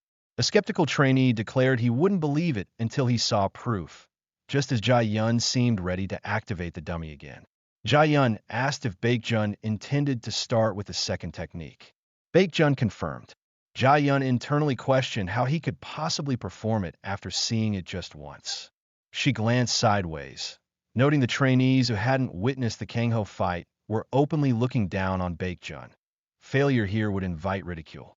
Ignoring the onlookers, Baekjun simply stated he was ready. He reflected on how skills are normally learned, through harsh training or rare skill books. Either path required effort and time. But he was different. Activating the dummy, it fired a mana sphere. The blue projectile sped towards him. He thought, it's cheat code time. because he possessed the martial gods book. Jia-yun watched intently, as did the shocked trainees. Baekjun moved, fiery energy swirling around him. He flawlessly executed reversal strike, his movements mirroring Jia-yun's, but infused with crimson flames. He caught the manosphere. Jia-yun gasped, realizing he had absorbed the attack using reversal strike perfectly on his first try. With a confident smirk, Baekjun gathered the energy, now a blazing orange sphere in his fist, and launched a powerful counterattack. The fiery projectile exploded against a distant training post, leaving a burning husk rolling on the ground. The trainees who had doubted Baekjun stared, utterly speechless. Jia-yun herself looked astonished, questioning if what she just witnessed was even possible. She reflected that while she, too, was considered a genius, it took her a very long time to learn that martial technique. Yet, Baekjun not only copied it instantly, but even improved upon it by adding his own power. A notification popped up, confirming Baekjun had cleared the quest. Of course. I'm a genius, and earned 200p as a reward. Jia-yun walked towards Baekjun, praising him as amazing. She hadn't expected him to use the mana absorbed via reversal strike to fuel Heavenbreaker. Baekjun humbly deflected, saying she was being too nice. He explained that since he had so little mana compared to her, he figured he should compensate by adding the external mana source from the dummy's attack to power the destructive Heavenbreaker technique. Still, he looked towards the smoldering post, admitting that even with the boost, it wasn't good enough. His Heavenbreaker was loud, like a firecracker compared to her cannon, but not truly effective yet. Jia-yun paused, then addressed him as young master. She reiterated that she thought this when they first met, but he truly possessed exceptional talent. Having taught many trainees, she confessed none were as talented as him, and she doubted she'd meet anyone like him in the future. The onlookers muttered amongst themselves, likely challenging each other to try the technique if it looked so easy. To be honest, Jia-yun continued, she wasn't sure how much she could actually teach someone of his caliber. She lacked the confidence to be his teacher. Hearing this familiar pattern of self-deprecation triggered another system notification for Baekjun. He recalled a hidden feature. Performance in the Genius quest affected the reward of the linked quest, the heir to the martial god. Given Jia-yun's words expressing her doubt despite his success, the follow-up quest appeared. It praised his impressive skill, acknowledged him as the heir, and urged him to continue practicing under Jia-yun to get closer to becoming the martial god. The reward was listed, the Ghostly Shadow Step skill. Baekjun recognized Ghostly Shadow Steps as a frequently used, useful skill he planned to buy anyway. Getting it as a reward was even better. Despite her reservations, Jia-yun expressed her desire to teach him anyway. She asked if he had heard of Ghostly Shadow Steps, explaining it was a skill that bought time, something essential for gathering the mana needed for Heavenbreaker. Baekjun confirmed he had. Jia-yun decided they should give it a go, thinking practical training would be easier to understand, though she knew the difficulty would be insane. A week passed. As expected, Jia-yun worked Baekjun relentlessly, like a drill sergeant prepping a recruit for Nam. He collapsed onto the ground, utterly exhausted, gasping that he couldn't do anymore. Jia-yun stood over him, looking down. She complimented him, remarking that he was great and had gotten so much better in just a week. Baekjun weakly deflected the praise, stating he was nowhere near her level. Jia-yun teased him, asking if he was already thinking about catching up to a master combat instructor. Suddenly, Han Song-ah appeared alongside pharmacist Ju Jung-won, commenting that such ambition seemed a bit arrogant. Jia-yun greeted them both. Jung-won offered Baekjun some medicine for his exhaustion, which he accepted gratefully. Jia-yun remarked she hadn't seen Song-ah recently. Song-ah bowed slightly, acknowledging it had been a while, and Jia-yun asked what brought her here. Baekjun drank the medicine, looking puzzled. He realized Jung-won didn't know yet. Jia-yun explained that Master Han Song-ah was now Baekjun's direct affiliate instructor. Jia-yun then playfully reminded Song-ah that she had declared neutrality when she first became an instructor. Song-ah confirmed this was true, causing Baekjun and Jung-won to chuckle.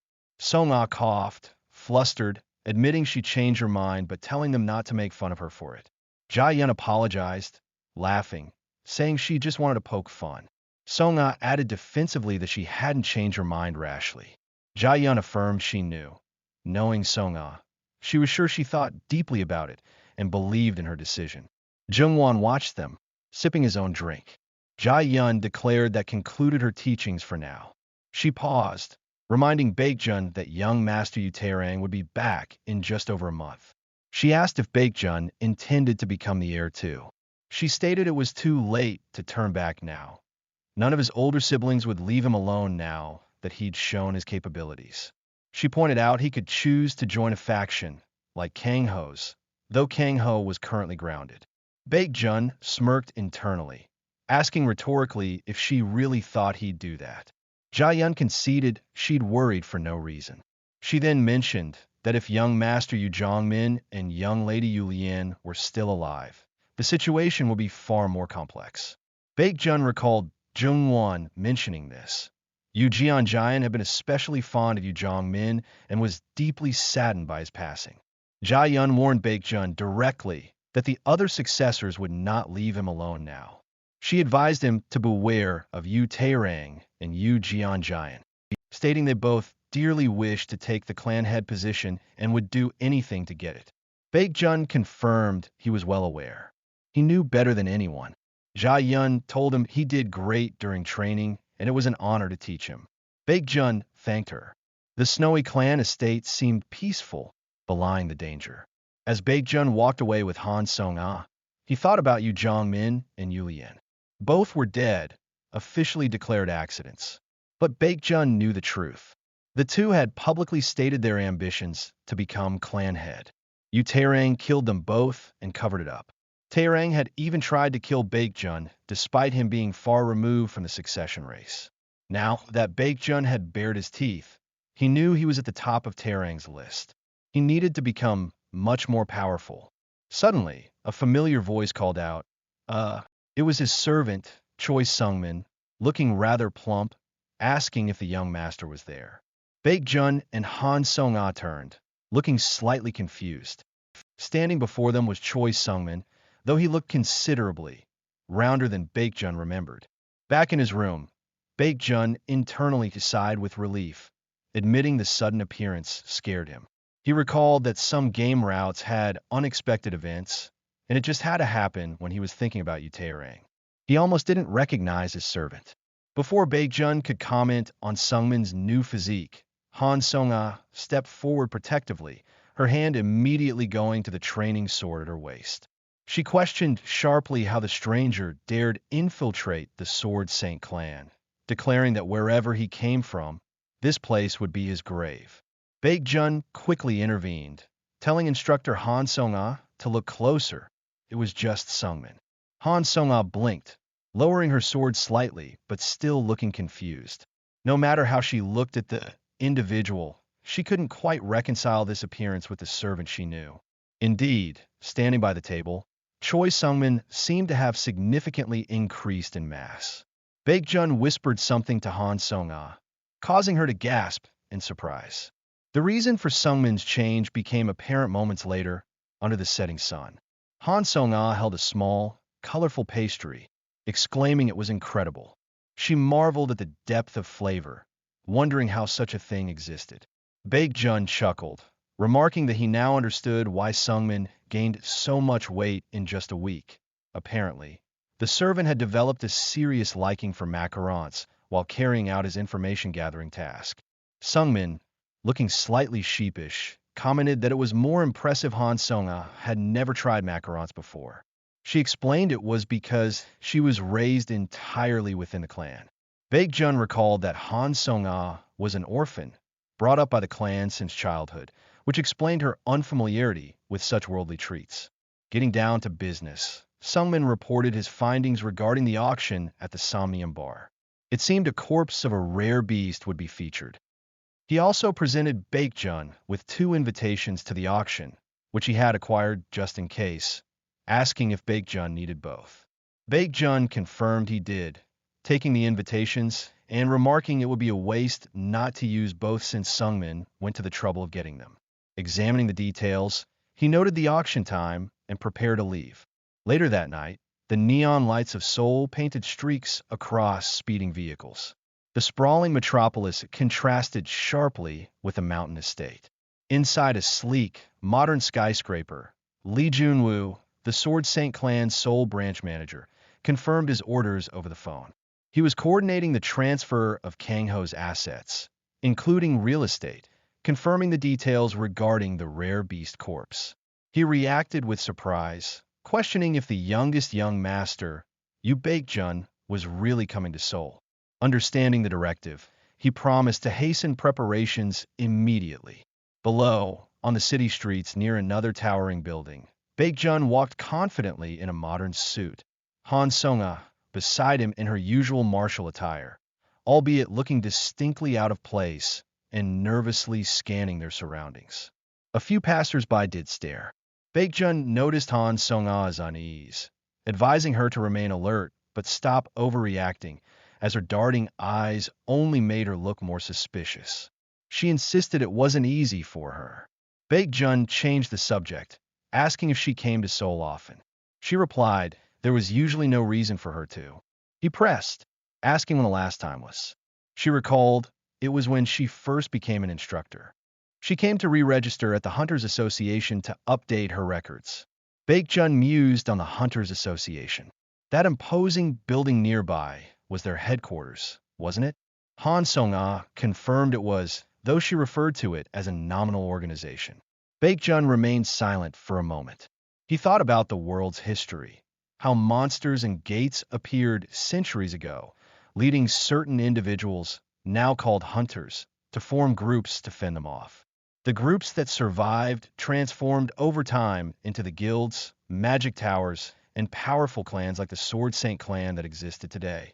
These organizations were driven by profit at their core, not just the association. Currently, the influence wielded by major clans and guilds often surpassed even the government. Han Sung-ah remarked that while normal hunters might worry about such politics, it wasn't something Baekjun needed to concern himself with. Baekjun agreed, thinking that was true, at least for now, though he wondered how things might change once Han Chongwoo eventually joined the association. Arriving at their destination, Baekjun presented an invitation. A hostess guided them towards an elevator, pressing the button for the B6 level. The doors opened, revealing not a basement parking lot, but a luxurious, multi-level lounge and auction house. Elegant patrons mingled, enjoying fine food and drinks.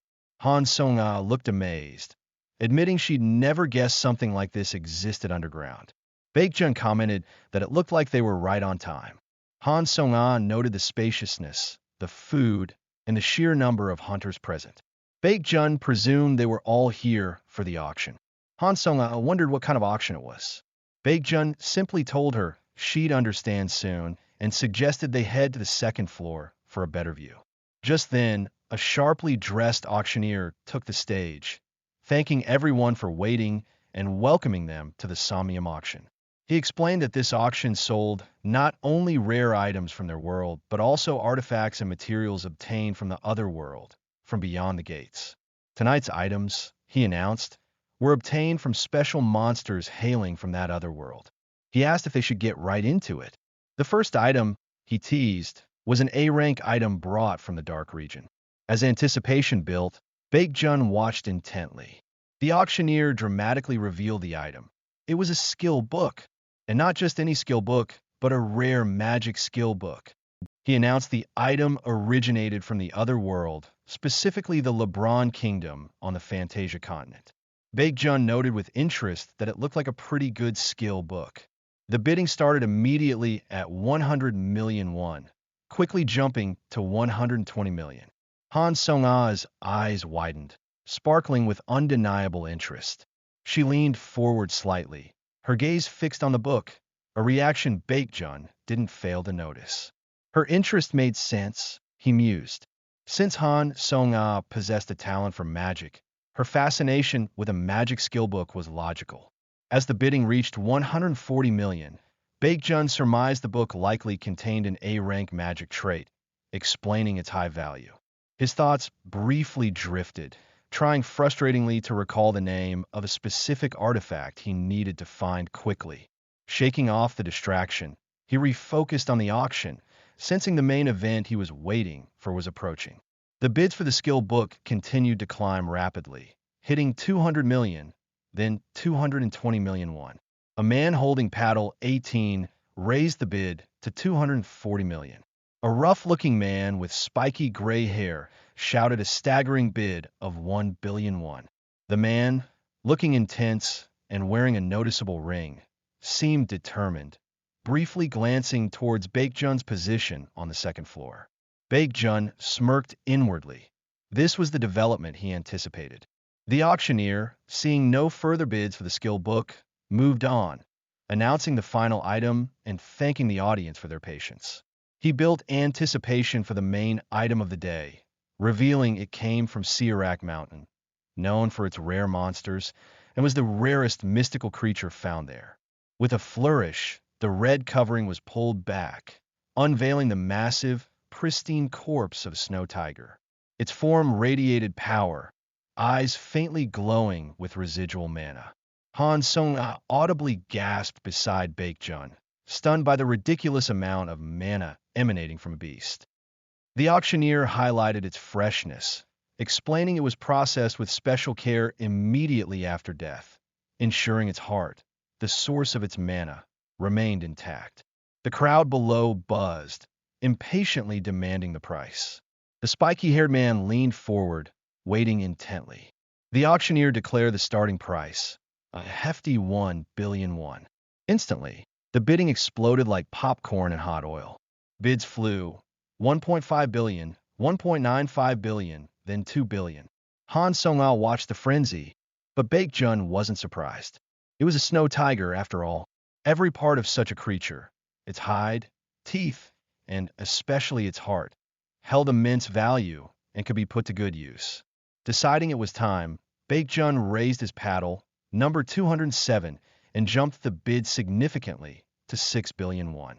The auctioneer looked momentarily floored by the massive increase. Han Sung-ah stared at Baekjun aghast. She whispered frantically, reminding him that even with clan funds, 6 billion was excessive and Master Muhak might be furious.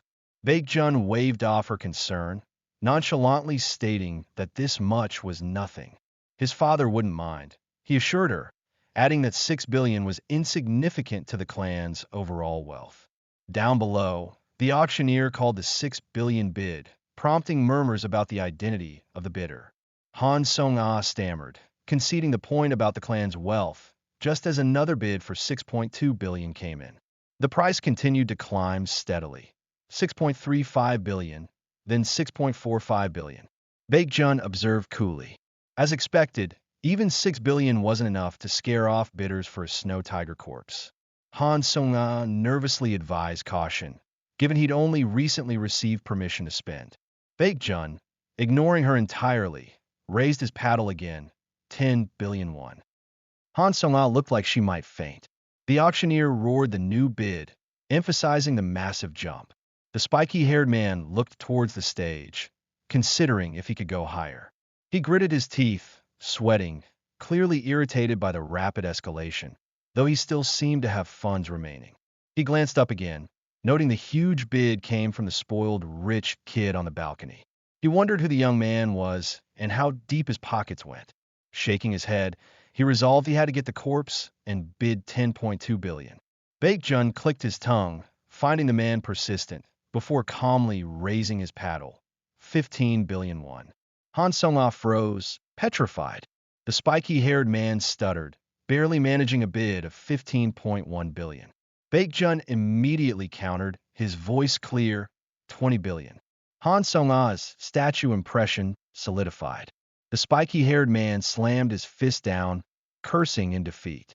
He stared, thinking anyone bidding 20 billion so easily was definitely rich, as the auctioneer confirmed the bid.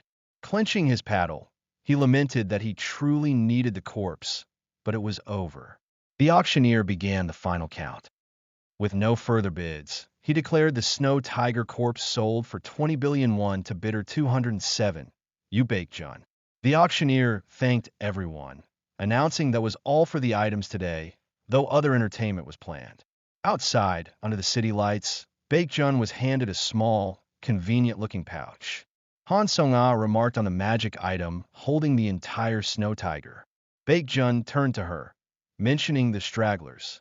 Han Sung-ah looked confused, asking him to repeat the word. Baekjun asked if she knew of the magic tower. She confirmed she did. He explained it was the world's strongest magic organization, rivaling the Sword Saint clan. Their training was intense, comparable to the clans, demanding immense dedication. Consequently, many aspiring mages failed or were left behind, forming their own group known as the Stragglers. Because they originated from the Magic Tower, the only source of magic learning, people often called them a mercenary organization. Baekjun disagreed. He felt criminal organization was a more fitting description. They went absolutely nuts, he explained, whenever an item even remotely connected to magic appeared, gesturing towards the group of menacing figures now blocking their path on the street outside the building. Their leader, a gaunt man with wild blue hair and crazed eyes, locked eyes with Baekjun, stating he presumed Baekjun had the Snow Tiger corpse and intensely demanded he hand it over. The stragglers faced Baekjun and Han Sung-ah. One subordinate noted Baekjun looked rich, suggesting this might become troublesome, but another dismissed the concern, planning to finish quickly since Baekjun didn't seem strong. Their leader, Javen, asked if the silent spell was active, confirmed by a subordinate eager to avoid attracting unwanted attention. Baekjun calmly asked if they realized something important. Han Sung-ah's eyes flashed with cold intensity as she questioned menacingly exactly who they thought they were addressing. Javen scoffed, dismissing Baekjun as just some rich boy, and impatiently asked his men what they were doing standing around. He gave the order to attack, and multiple magic circles flared to life around the stragglers. A barrage of elemental spells, fire, lightning, and more, shot towards Baekjun and his instructor. Han Sung-ah stepped forward, unperturbed, but Baekjun reacted first, erecting a swirling barrier of icy blue energy. The diverse magic attacks slammed into the shield, fizzling out harmlessly against the solid mana construct. Baekjun stood calmly behind his defense, seemingly unfazed. One of the stragglers cried out in shock, questioning why their attacks weren't getting through. Another cursed, preparing a follow-up spell. Suddenly, Baekjun shifted his stance, redirecting a captured fire spell back towards the attackers. His movement was fluid and precise, and the fiery projectile exploded harmlessly off to the side. The straggler who had just attacked looked around wildly, wondering where Baekjun had vanished.